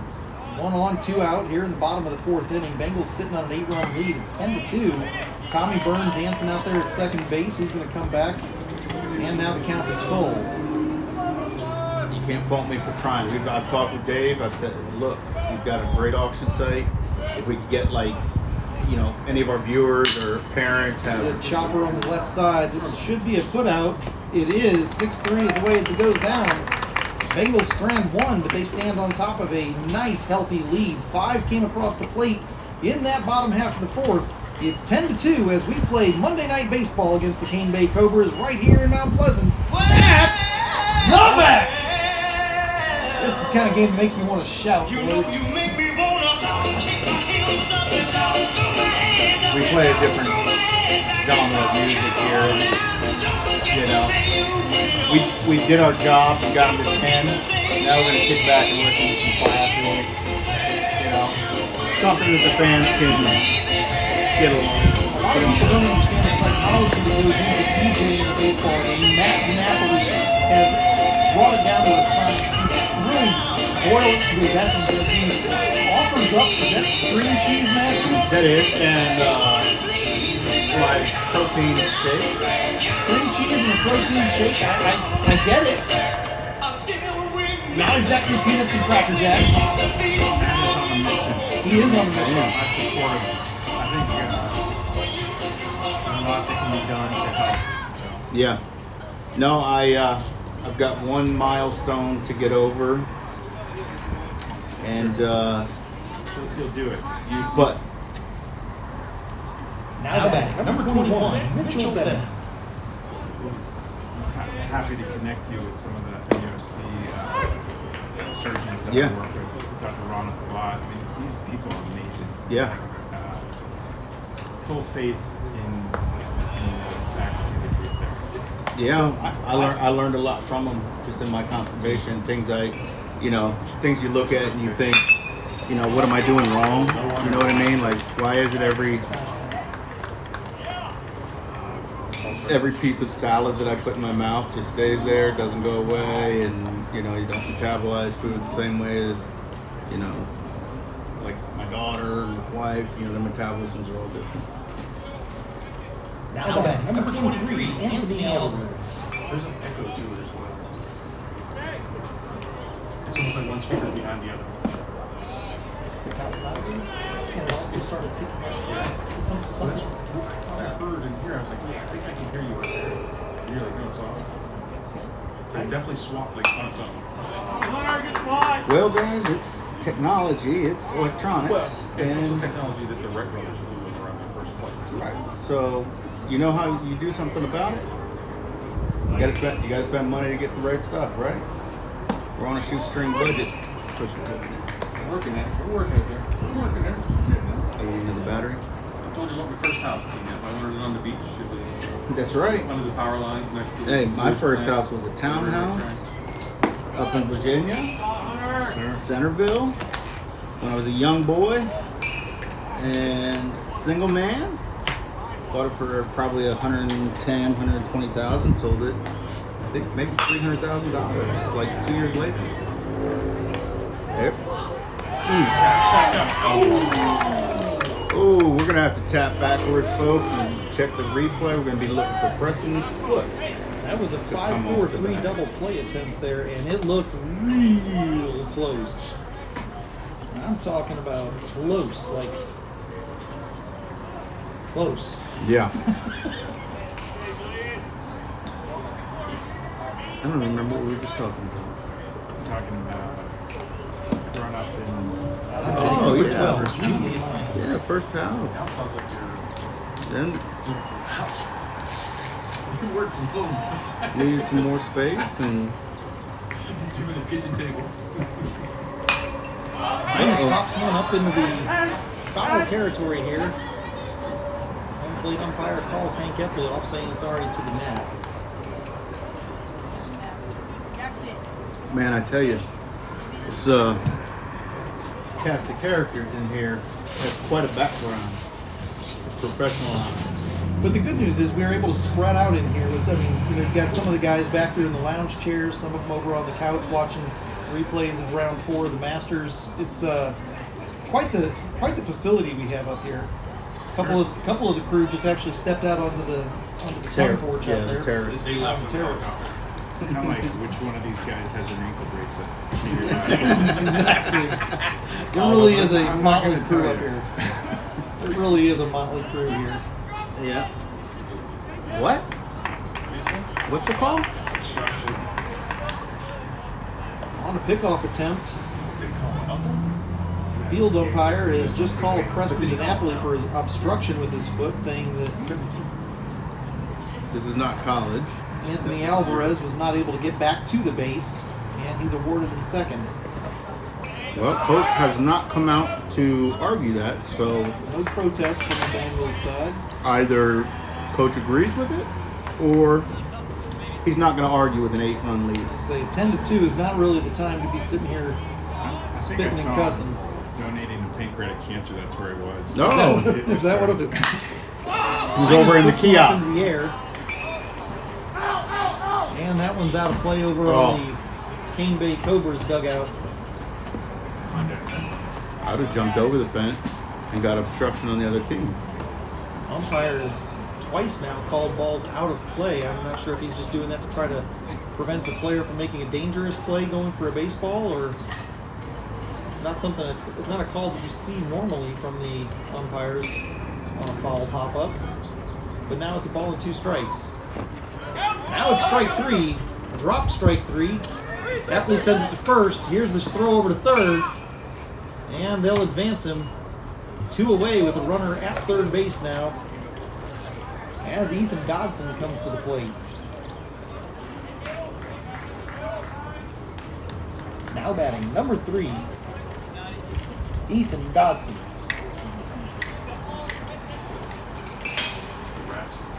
Yeah, that was strange, Jim. I heard what you heard.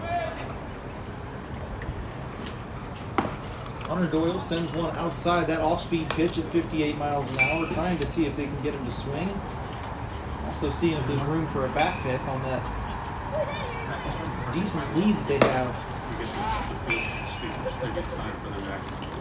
Yeah. Alvarez down at third base is continuously getting a generous lead. He's at the edge of the dirt on the grass. Now here he is cheating into third. You know, there's an old saying, you get what you pay for, right? That's what we got here. We're waiting on the PA systems to come in. I think those are supposed to, I don't know if those are coming from the county or from... Those were on a boat in Baltimore last I heard. Oh, 2 Lord. balls, 2 strikes, 2 outs. Runner on third. We'll leave it right there. Jimmy, you keep an eye out for those down at the port. Be there for a while. That is the epitome of That is indeed. But we would like to cut this window out at least another 3 feet. Take this out of here, put up glass, help keep out some of that noise. Add a third floor. My dad's got the ultimate set of tools, so Does he? Where is he located? it's a TV repairman. It, Not for nothing, but I've got a Black and Decker saw. I got it, Kevin. I got it. I got a Black and Decker There's saw in There's his one garage. Fast Times fan. He's got an awesome set of tools. Can you? How about this? We'll come to your pancreatic cancer. Can you find one of those home improvement shows Yes, sir. that they come out and they film the makeovers? There's probably a YouTube video on it, so I figure I can help. Now batting number 16, Devin Hogue. Something. Which is that the cable? Did you turn the mic on? Inside the clip, did you turn the mic back on?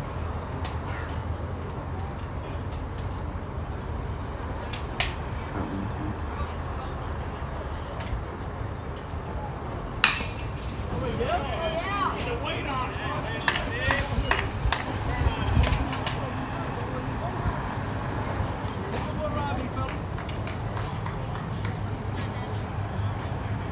It's all the way up. I just heard it. Something. You want to test it again, Jim? Now batting number 16, Devin Hogue. No, it's not. Well, as we try to figure out what gremlins we have in the system again, there's been a couple of times tonight we've tried to figure this out, and it's had some noise going out across the speakers from the broadcast. It's Yeah. been the point of contention from a couple of the coaches. Coach Woody came up here to let us know there was an emergency 22% chance I get electrocuted sitting between the two of you. I'm going with it. Go with 21 it. at best. 21 at best. We've got this down to 21. We're really roll knocking with on it. the This would door be of the a way to go solid out 20. then. Yeah. Stolen base over there on really is defensive indifference, and now Hogue puts one in the air. This young man goes toward the fence. That's going to be 1 run in, 2 runs in. He's got a stand-up double, and it's 10-4. Lucy Beckham still on top of the Cobras.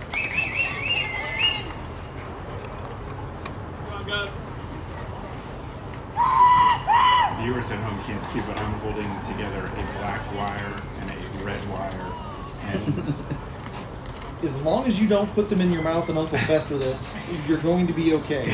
You're good, Jim. That's going to be it for Hunter.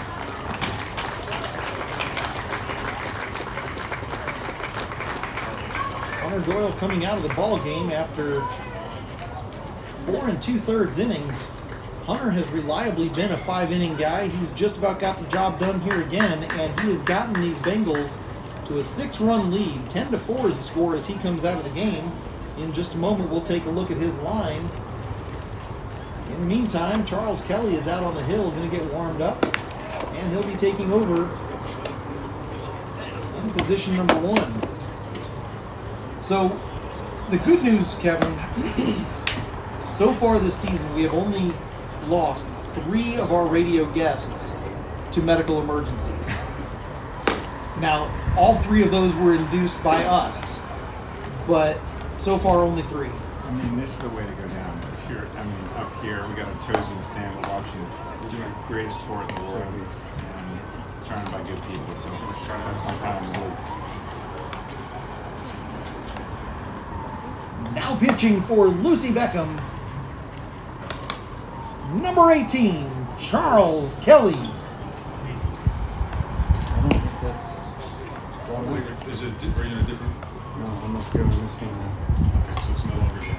No, Okay. I can try to put that in this port.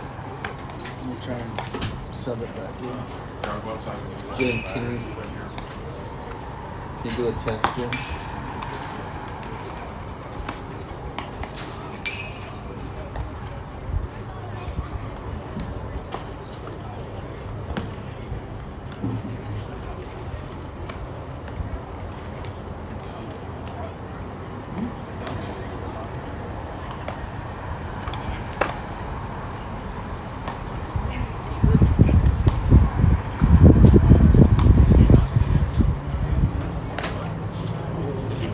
I will in a moment. Oh, okay. I'll announce the batter, Jared. What about the pitcher? Now batting, number 4, Jared Petty. I would check and see if they unplug something in the I'm not sure if I dugout. heard, like, it's extremely faint, but I might Hey. have heard your voice from in here. Can we ask them if they've unplugged a cable in the dugout? That's what happened last time when we lost speakers. It was from something getting unplugged in the dugout. I have no idea I what, if closed- anything, was unplugged, but I I know that it's closed gotten that. louder, and then it's had the bleed over from the broadcast into the speakers, and now we don't really have anything. And I'll tell you how you try to fix it. You go like that. And you bring it back on. So Preston DiNapoli takes care of it himself. A little bit of a bobble on it, had to hustle through, but he makes the 3rd out, and Charles Kelly gets these Bengals out of the 5th inning. It's 10-4 here at Lucy Beckham High School. We're playing Monday Night Baseball at the Beck. Can you check that again?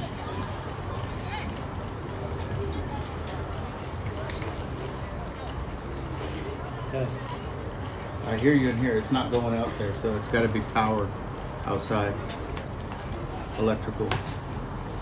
You know, watching the plugging and unplugging and patching and unpatching of cords, you would have done a fine job as the switchboard operator in Mayberry RFD. The Andy Griffith Show has nothing on you.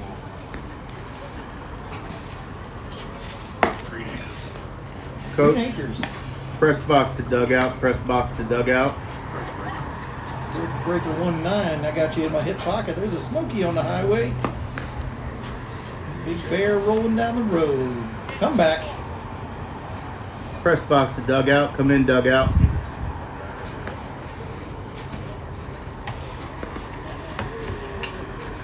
We're losing all kinds of What's things up, out Dave? there. iPads. Can you check the connection for the power to both speakers? Just 10 blocks. I think we're done now. Yeah. Are they both plugged in? They are. Okay. I feel like this is one of those dinner parties where you don't want to be the last guest. And I wanted to take this opportunity to thank both of you for inviting me out here. You guys are class act. And I appreciate you allowing me the opportunity to talk about something that I care a lot about, which is Lucy Beckham baseball and pancreatic cancer. And I'll tell you what, Kevin, if it's important to you, it's important to us. And we're just glad to be able to have the forum to be able to help you spread that message of both healing and hope for some of these patients that you have. Once again, Does that come from the bed?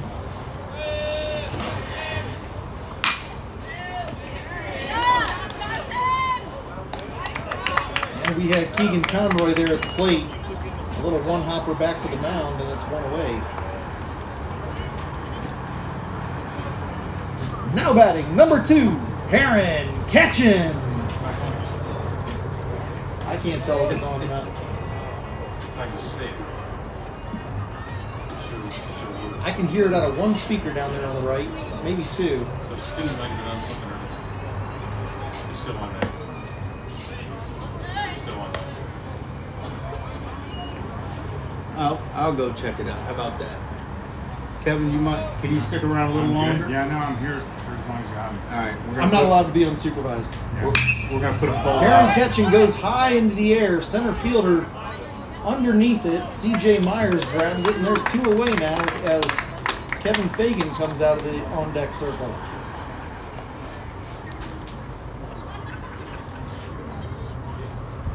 Now batting, number 11, Kevin Fagan. Is it still the same?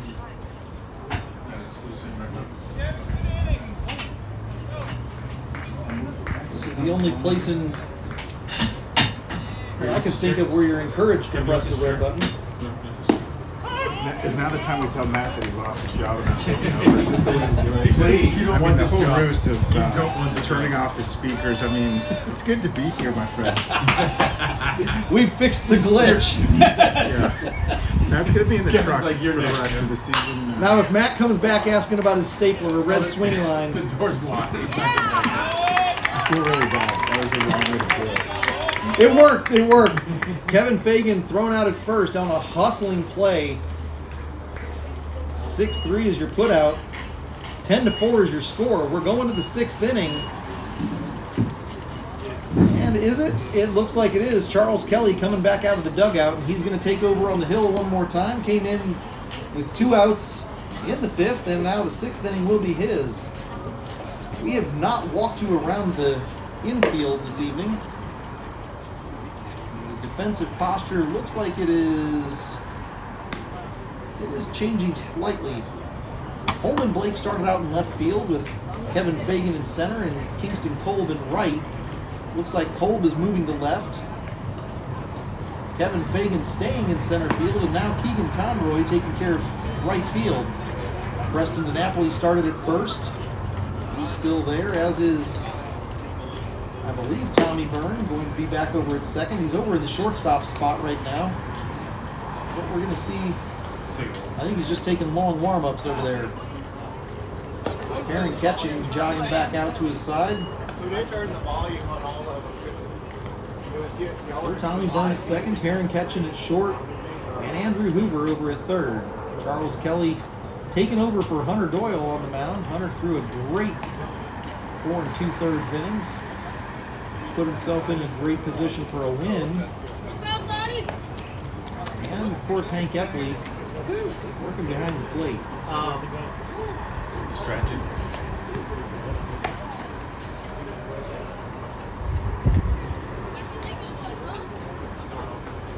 Now batting number 2, Connor Hirsch. We're hot again.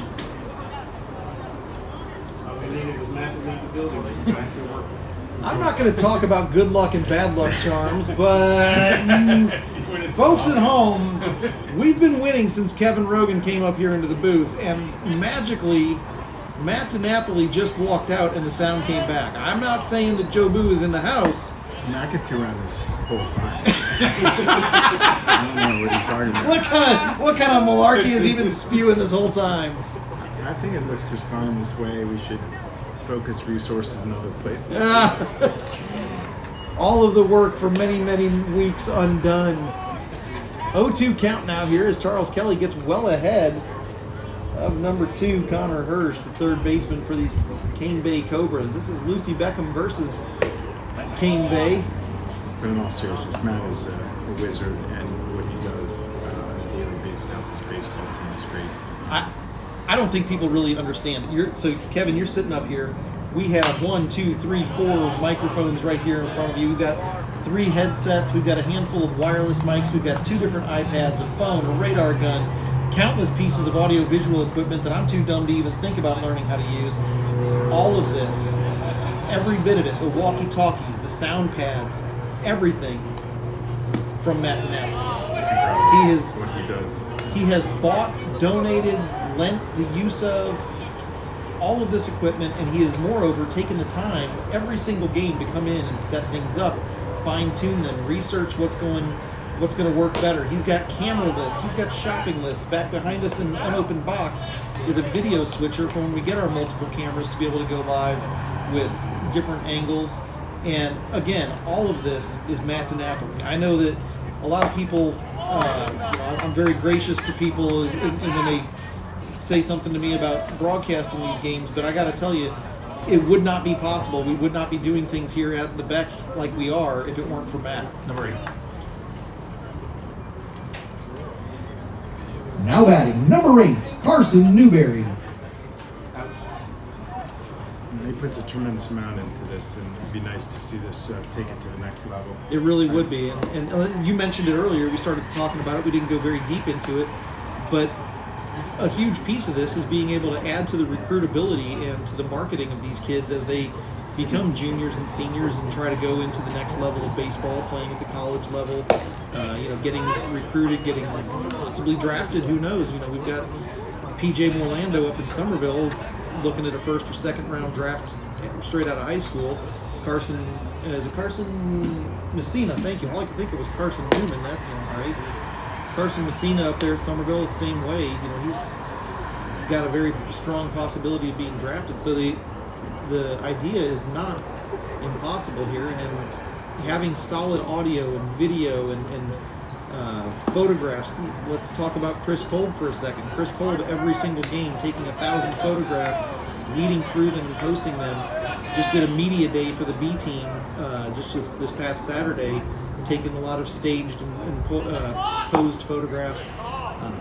All of it going to the same end, which is getting these kids who want to play at the next level the opportunity to, and getting the exposure to be recruited into it. These parents care, and they do it for the love of the game and for their kids. But it's so important to have the equipment that you need. This is a game where there's quick action, and you need to have a professional system so that you can capture these moments and send them out so our kids can continue to play at the next level. And we're blessed to have what we have, don't get me wrong, but there's always, kind of that wish list. A little chopper off the end of the bat. Charles Kelly takes care of it himself. And added measure, the tag over at first. And there's one away.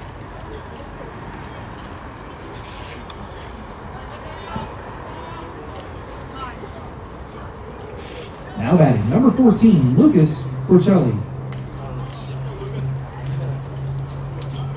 So one away with a runner at third as Lucas Porcelli comes to the plate. He's going to tip one back into Hank Epley's glove, and it's an 0-1 count. That's another thing is that, and I've really lost track of who all is doing it, but the social media is a huge piece of it. Not only do the boys have their own that they're doing, a lot of them have, I still call it Twitter. I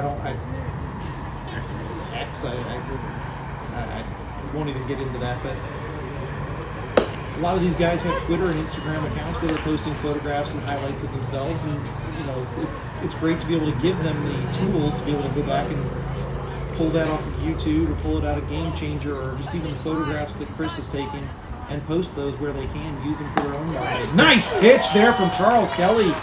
Standing there looking at it as Porcelli doesn't know what to do with that kind of a curve.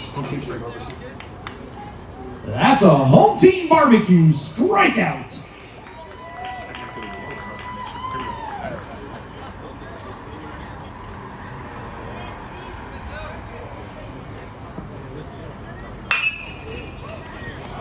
Oh, nice play from Andrew Hoover. He gets him!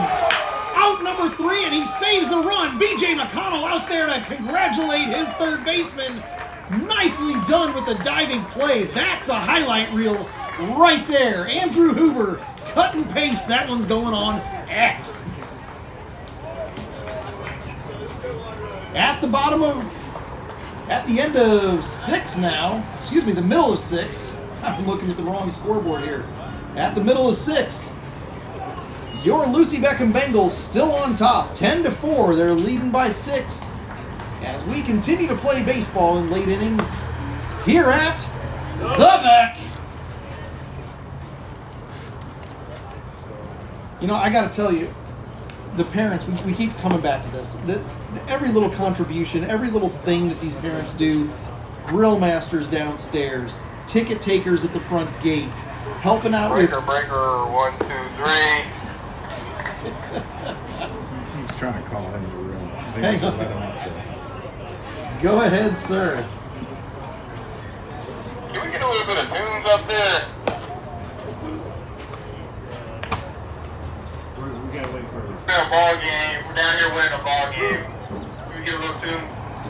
We're waiting on that. We'll figure it out. Otherwise, I can just sing. Better than these crickets chirping. Harry Carey would have already started taking out to the ball game. Just saying. There you go. Where's our sound?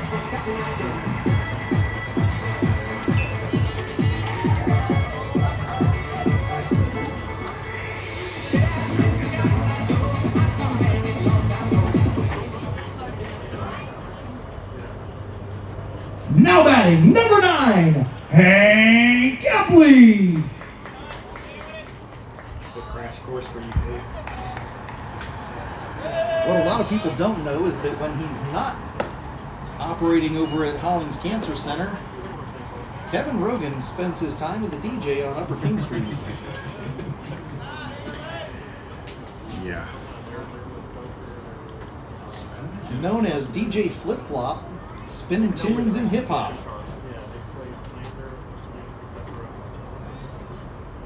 Here's Hank Epley. The 1-0 count here at the bottom of the 6th inning.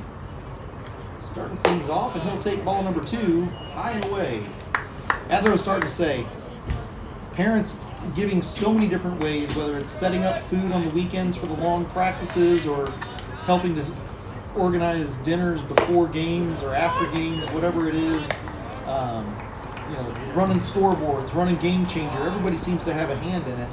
Brian Minton probably had the most creative of contributions just this past week, as he sent me theme music for this broadcast.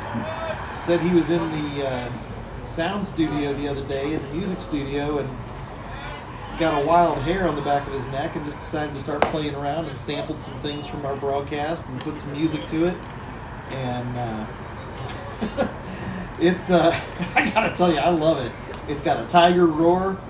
It's got all kinds of neat stuff in it.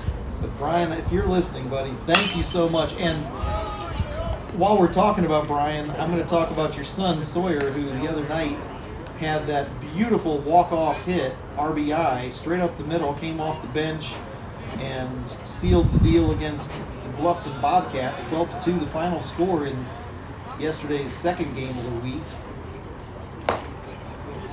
And now here's a walk for Hank Epley.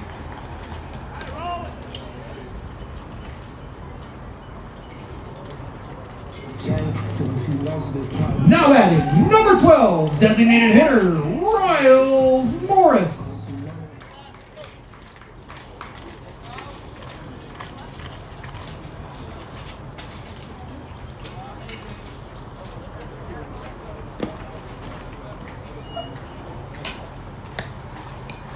Takes a village. There's so many parents that are doing things behind the scenes to help this baseball team. It's amazing to see.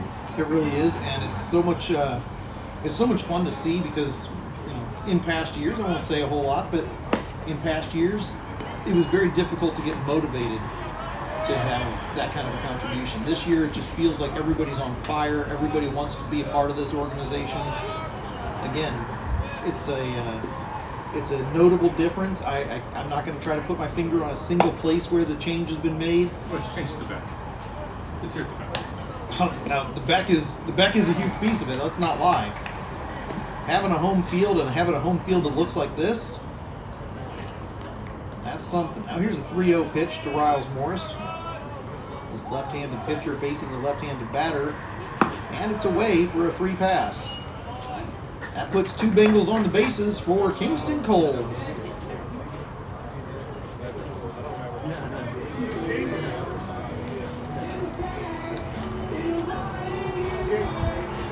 Now batting, number 6, Kingston Cole.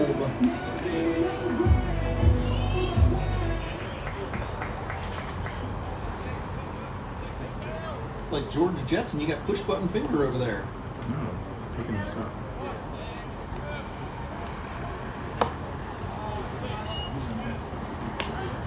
Carson Newberry having a little bit of trouble placing this ball where he wants it to go.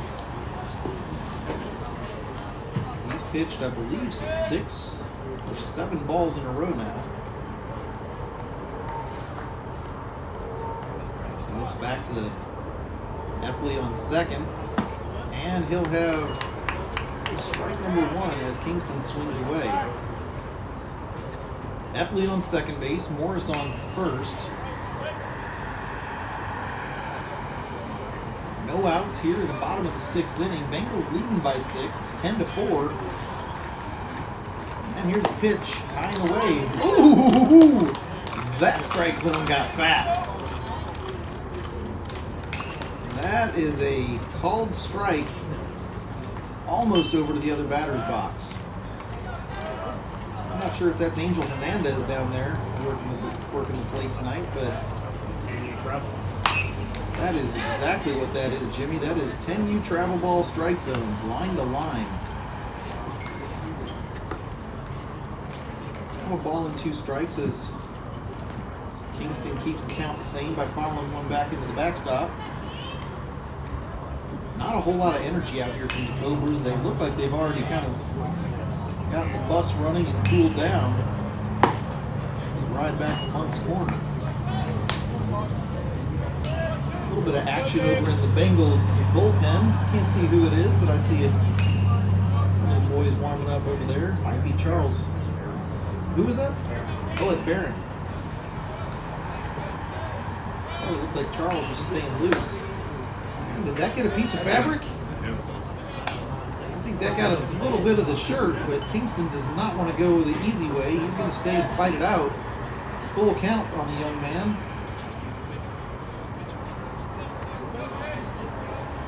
Kingston, one of the 2 players that was told not to switch his bat. Coach B.J. McConnell gave everybody else instruction to drop an inch on their bat. He said, "Don't worry about you, Kingston. You're swinging that thing like a thunder stick."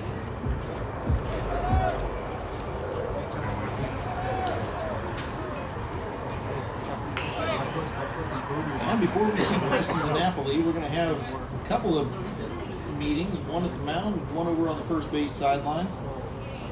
Coach B.J. McConnell calls his boys over while the infield gathers for a conference with one of the assistant coaches for Cane Bay. Does not look like we're going to see a substitution on the mound. He'll be left to deal with bases loaded and no outs as Preston DiNapoli comes to the plate.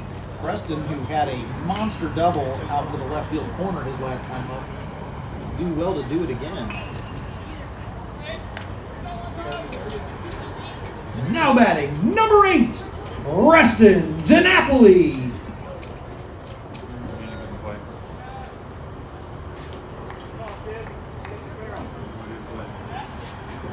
We're having a record-keeping session here as the home plate umpire writes down his mound visit in the little black book. Same pitcher, new batter, and from the windup, it's outside. Hayden Hawk, catcher, does a nice job keeping that one in front of him. Had that gotten away, I think we would have seen an attempt to get one of these Bengals in across the plate. Now here's another pitch. Napoli fouls that one back. Sawyer Minton's taken over running for Hank Epley. Sawyer over there at third base. Riles Morris is over at second. And of course, Kingston Cole, who just drew the walk, is over at first. Minton gets his lead.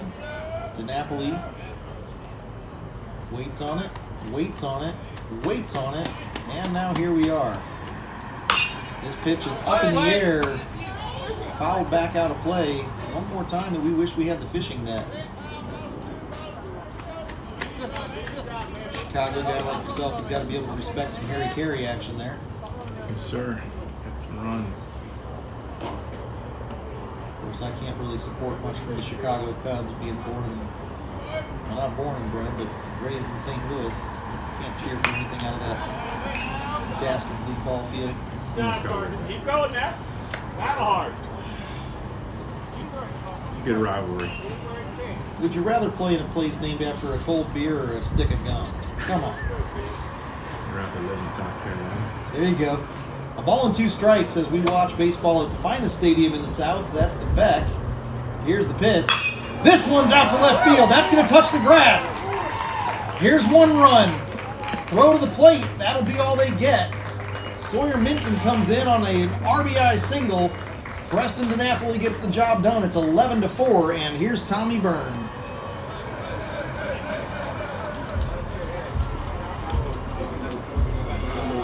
Now batting, number 3, Tommy Byrne.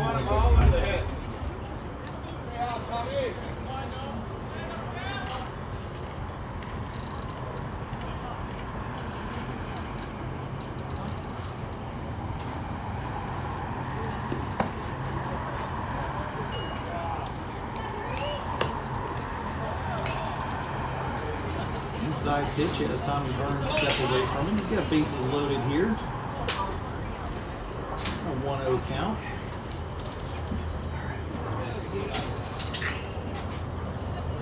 Newberry from the windup delivers, and it's outside. 2-0 is your count.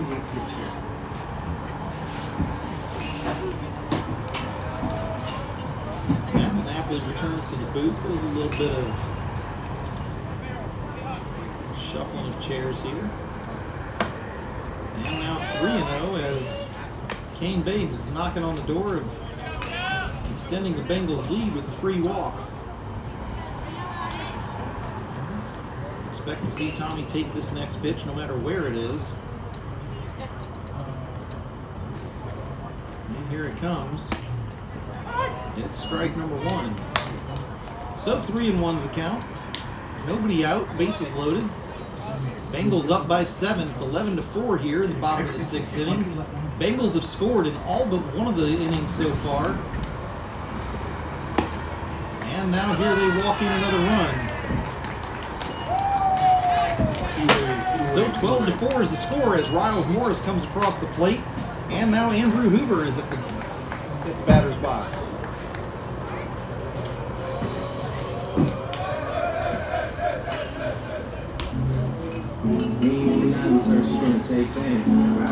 Now batting, number 5, Andrew Hoover. Can you hear me, Jim? I still don't know what I can hear from the speakers out there. I'm not sure what's going on with that. Well, I know everything about it. You do. I do. You've been gone for half an inning. I've been Exploring and investigating. Yes, well, I ran into an old coach I coached with, and his son is Anthony Alvarez. appears one of our fans turned the speakers down, which made our troubleshooting process a little bit more difficult to do. So hopefully I can remember what we did plug in, what is supposed to be the PA. And the other thing, I got to see my kid. I saw him at bat. It was awesome. It's a rare occurrence, but a special one. Now here's It a ball on is, the it ground. is. Hoover puts one out to left field. It gets through. There's one run in. Kingston Kolb across the plate. And it's 13-4. Lucy Beckham, one run away from walking this one off.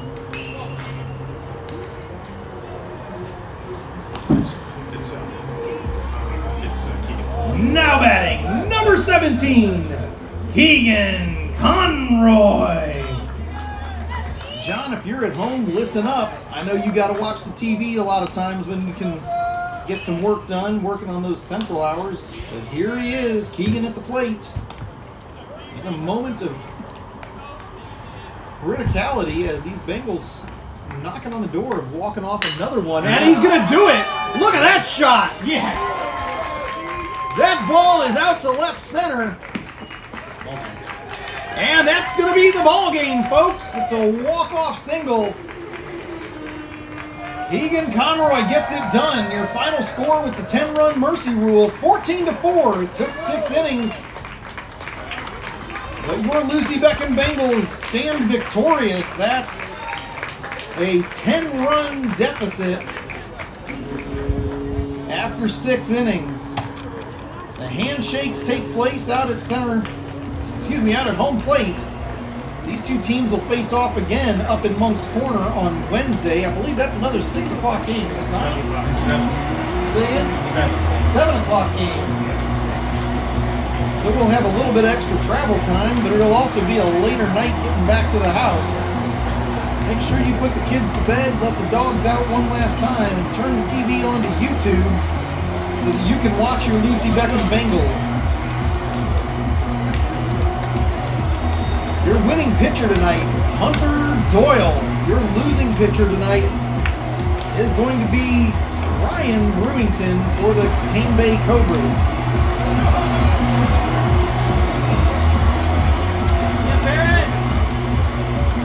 Ladies and gentlemen, that is 1, 2, 3, 4, 5 wins in a row. They have not lost since they faced Stars Mill Varsity Panthers back in that hit tournament, the first game of the hit tournament over spring break. So far, these boys have been on a rip since then, taking down Bishop England, Oscar Smith, Bluffton twice, Cane Bay once, and the Cobras looking to fall victim again on Wednesday. Hopefully you guys can be on the road with us, but if not, we're going to do everything we can to bring you a ball game right here on YouTube. I have to say a special thank you to Ryan Rogan. Good Lord. Yeah, Rogan's Ryan, dad, thanks for letting your dad come up. Ryan Rogan's dad, Kevin Rogan, who has been sitting next to me here. He's been a good luck charm all evening. And Sure has. he has also spread some great messages regarding pancreatic cancer and the work being done by Hollings Cancer Center. And let's not be too modest, Kevin. By yourself. I mean, you have really settled into a leadership role over there at MUSC from everything I've heard. You've got a lot of initiatives you're trying to get done. People don't always think about the cancer doctor in the operating room, but it is a huge difference. You and your colleagues are doing all kinds of incredible things to make this community better, healthier, to give hope to those who get what they believe is going to be a death sentence, giving them a reason and the optimism to be able to work through what is really becoming a challenge, not necessarily a sentence, and that is a miraculous thing, and we thank you for all that work that you and the other folks over at MUSC and your colleagues across the country are doing. It is a wonderful thing. I think Matt started to talk about it earlier. There's not a family out here that hasn't in some way been touched by cancer, sometimes very tragically. I know my mother, my stepmother, my grandmother, all of them have had battles with cancer. And we can't thank the doctors that they've had enough for being able to help them survive and not only come out survivors, but also flourish. So thank you to you. Thank you for spreading the message about the Pan-Can Purple Purple Stride. Purple Stride. Thank you. Yeah, one more time though. in case anybody missed it, we'll recap it. Where do they go? When do they go? No, where do they go to help make a donation? Is there the website?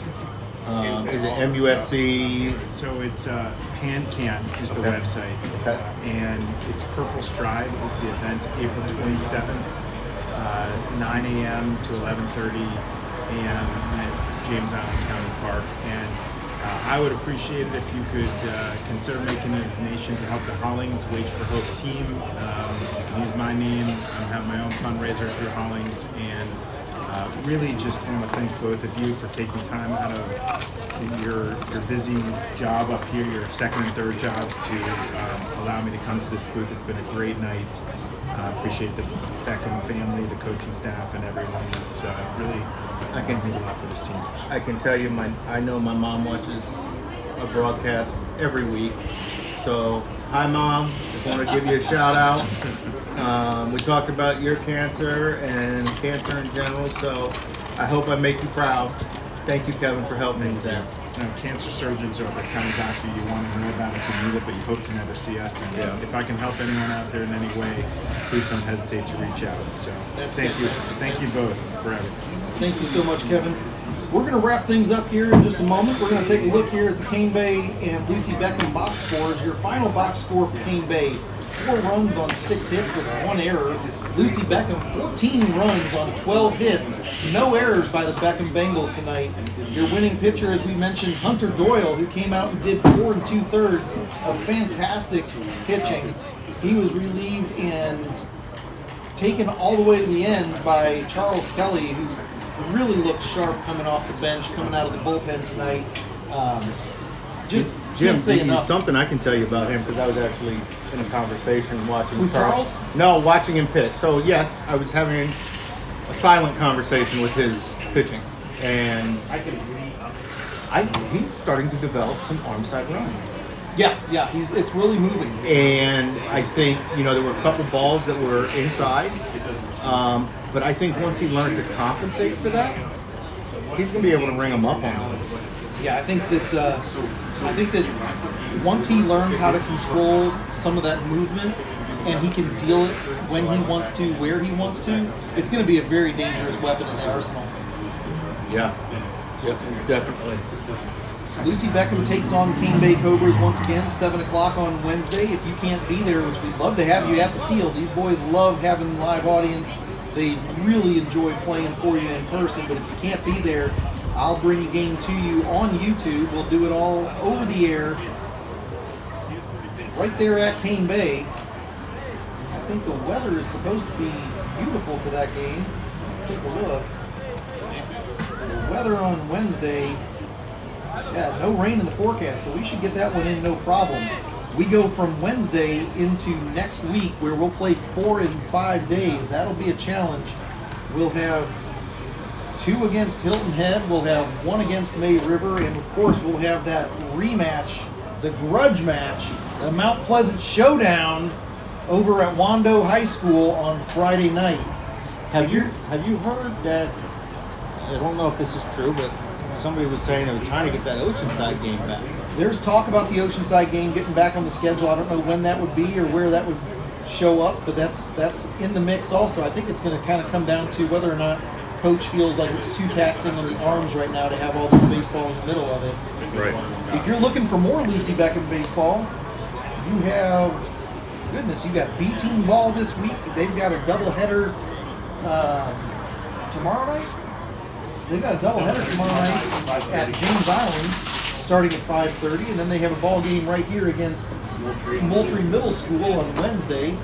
And then the B team shows up again over at Hanahan for its final game of the season. That's actually a doubleheader over at Hanahan High School. So 5 baseball games over the course of this week for the B team. And the JV squad has their own schedule. The JV squad has games.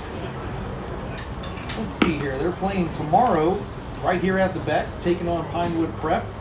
They'll play Thursday right here, taking on Hanahan's Junior Varsity Hawks. And Saturday they have a doubleheader against the Oceanside Collegiate Academy Land Sharks JV squad. And a couple more ball games next week on Tuesday and Wednesday to wrap up their schedule on the road. Lots of Beckham baseball, lots of fun, great folks, great messages, great food. I'm still gnawing on this cheeseburger over here that we had. Thank you to Nikki Ketchen for bringing those up from, from the buffet. Yeah. Did we just going back through my notes here? Did we talk about Kevin making his commitment to? I don't know, Jim. You say commitment, I say tomato. I'm not sure what he made, but Yeah. But I do know it was fun to have Kevin up here tonight, and what a great No. message. I'm talking about Kevin Fagan. Oh, no. We need to talk a little bit more about that. Yeah. We touched on it briefly, but Kevin Yep. Fagan. Let's see if we can get him up here real quick. How about that? You know what? If you can, I me see if see I can him do right it. there. He's on the side. If you want to see if you can get Kevin Fagan up here for a quick visit, just so that people know what we're talking about. I thought he was going to run downstairs. Instead, he's hollering out the window. It's like, hey, can you call the kids down? Man, country don't come to town. That's how it works. We're getting Kevin. We're going to interview him. Talking about Kevin Fagan, the Bengals center field center. I told you I know people, Jim. Kevin Fagan has just committed to USC Sumter, University of South Carolina Sumter. I don't know if he got the message. He's chatting with friends down there. 1 second. Kevin! Kevin! I think he's coming up. Kevin Fagan has committed over there for baseball. USC Sumter, the Fire Ants, aptly named if you've been down here in South Carolina. You know that Fire Ants are everywhere, and they are nasty little critters. I'll find it right here. It's a team that just doesn't quit over there at Sumter. Hopefully we'll get him up here in a second for you. He just finished his field maintenance duties. Post-game duties are always the first thing to be attended to. Yeah, hopefully we see him here momentarily. Can you hear me there, Jim? I got you. Oh, actually, I'm not sure if I have you in my ear or not. Hello. I got you a little bit there. And here he comes, I think. Can you hear me Jogging. now? Kevin Fagan jogs off the field. He's coming over here to the press box. Ladies and gentlemen, this post-game interview is going to be brought to you by... It's just going to McDonald's when you get Tonight home it's going to be anyway. by I spent so much time on USC's Holland Sports or something. Yeah, come on. They didn't pay for it, but we're going to give them the credit. Yeah. Kevin Fagan in the press box, wearing number 11, center fielder. What a game, Kevin. Thanks for coming on up here and joining us while you get mic'd up here. Oh, that's Kevin on like that. Yeah, man. Hold on. Let's make it official here, Kev. So your first media request. How do you like it? How's it feel? Pretty cool. Yeah? Very honored. Yeah, well, you're live on YouTube right now. Let's see if let me see if we can get this flipped around here. Kevin Fagan had a couple of at-bats in today's game, scored 2 runs, had a walk, had some nice outs out there defensively, and here he is sitting in the booth with us, folks, as you see. Now, try not to get the buffet back there in the view. Oh yeah, nope. I got the buffet out of the view. Kevin, thanks for coming on up here. We wanted to talk to you because you have a big announcement in your baseball career, and it just came out yesterday, or actually it was today. Came out today, and I'll let you talk about it here. You have been committed. Yeah, so committed to UMC Sumter. I went up there Sunday, talked with Coach Cronin and Coach Thompson, had a great time. Met all the boys, showed me a great time at Sumter. You know, they just have Coach McConnell told me that like their coaching staff is very hard and very strict. Pretty much like him. That's why we're 15-6. So if I want to play D1 ball, D2 ball, that's what I need. Yeah. You know, they play 75 games a year.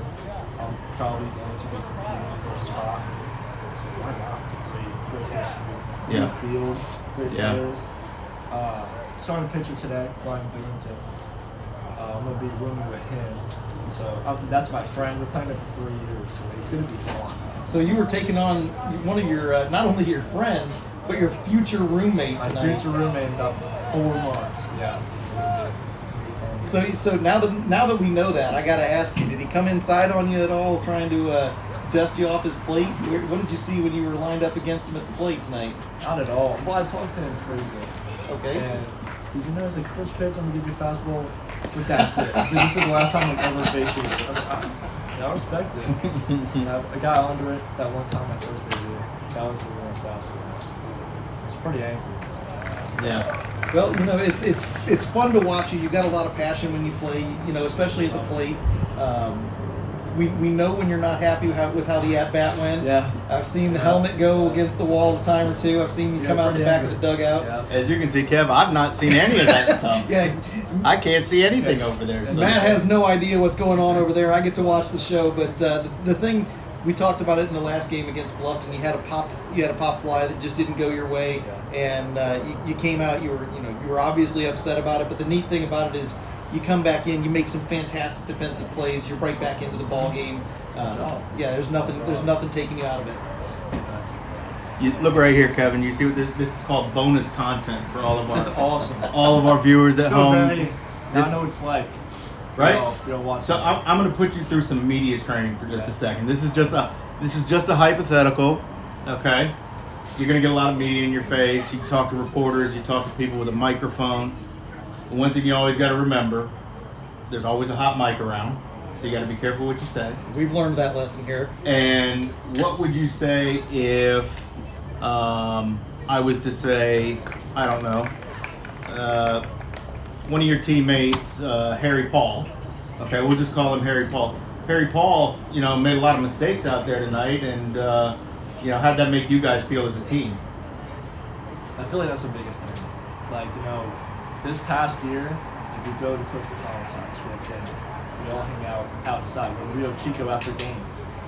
So it's like, when we make an error now, like, yeah, people say we're brothers, but like, this year we really engraved that. Like, it's the biggest thing. So like, if, let's say, a parent makes an error at short, it's life. It happens. Right. We were 15-6 for a reason. We don't really care. 10 times out of 10 he's making that play.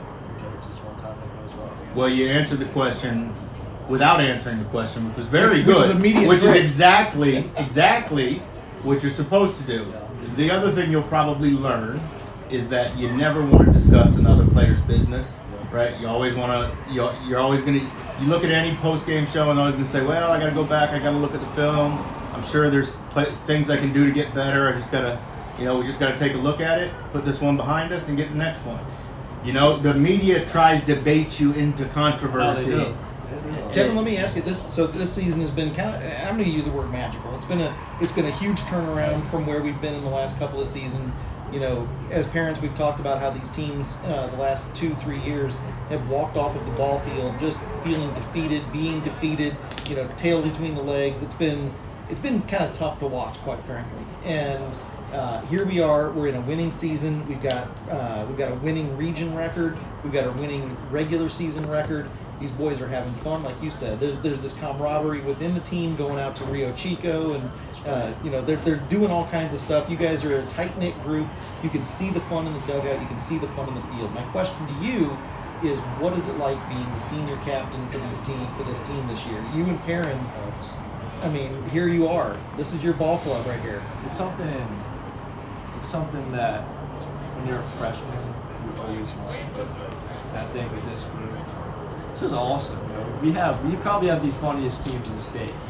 Like, my stomach hurts every day after we practice because they're just hilarious. Like, I'll be in center, and I'll just hear the most outrageous thing and just start dying laughing. Like, it's awesome. Well, I mean, we saw it with the golf clap. I mean, let's face it, the golf clap was legendary. That's what I mean. Well, no, That's what I mean. I got to ask you, there was some guy, some spectator out there in left field one time, and we could kind of see his head out there. Poking up over the fence. Did you see the guy?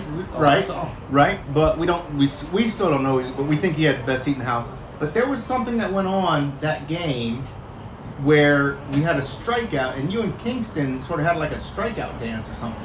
What did you guys do? What were you guys doing? So every time we get out, me and Kingston will immediately look at each other. And if you watch pregame, me and Vic, we do the 1-2, and then I wipe my nose. Yeah. So every time we get an out, me and Kingston I'll get down low.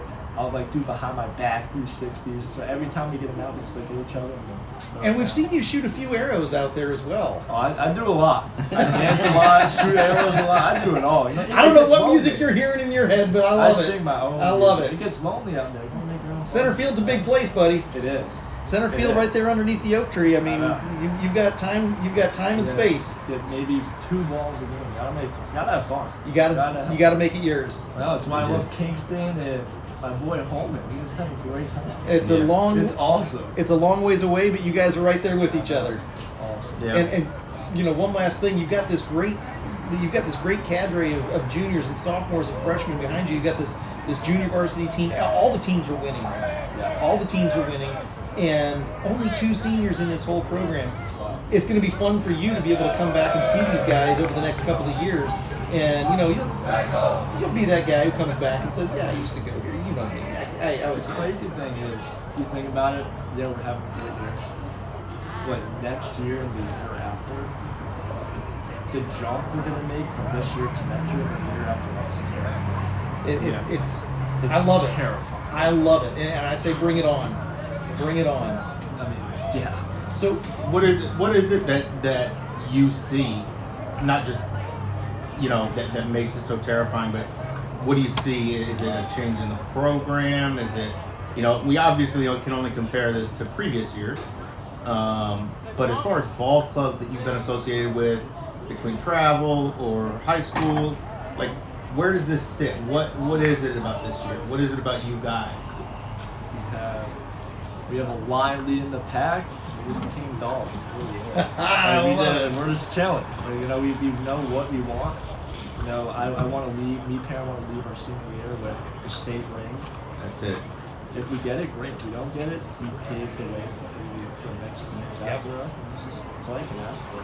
So we're building a dynasty. That's all I love it. So talking about the next couple of years for Lucy Beckham, that's great. What's the next couple of years that we're going to Sumter, 2-year program there. What are we looking at down the road from Kevin Fagan? Where's this going to take us? Hopefully, put up great numbers freshman, sophomore year, and probably go play D1, D2. God bless the transfer portal, right? Yeah. That's all I gotta do. Yep. Put my head down. Is it too early to put money on what color Kevin Fagan's hair will be when he walks onto the field at Sumter? Well, we're not allowed. I just wouldn't even have putting money on any conversation with an athlete unless we were talking about an NIL deal. Yeah, no. I think. I'm all right with that. Sponsored by milkshakes. All right with that. They get too much money on my cheese curds and everything. Yeah, they owe me. You know your way to cookout. I actually have 2 milkshakes in my freezer as we speak. Oh, I'm going home. I'm gonna eat them as soon as I get home. That's awesome. They're awesome. Well, listen, Kevin, I appreciate you coming up here, having some time. I know you missed the meeting with the team at the end of the game here, and you got some equipment to go gather up. But just a fantastic bit of news for you today. Again, Kevin Fagan, Bengals center fielder, going to USC Sumter. He's going to be a fire ant, ladies and gentlemen. Going to be fighting for that spot on the team. Going to be fighting for that starting spot, and I think you're going to get it, man. You're going to be doing Lucy Beckham proud. Well, thank you so much for coming up here, Kev. Great win tonight, 14-4 is your final score as Lucy Beckham takes down the Cane Bay Cobras. We'll do it again on Wednesday night, 7 o'clock up in Monk's Corner. Hopefully you can be with us. If not, we're going to bring the game to you right here from the back. I'm James Byrne on behalf of Coach McConnell, Athletic Director Frank Torcasio, Principal Anna Dassing, Matt DiNapoli, Jimmy Doyle, Dave Schrock, and the whole team full of Bengals down there in the dugout. Thanks for coming out to the ballpark. Y'all have a great night.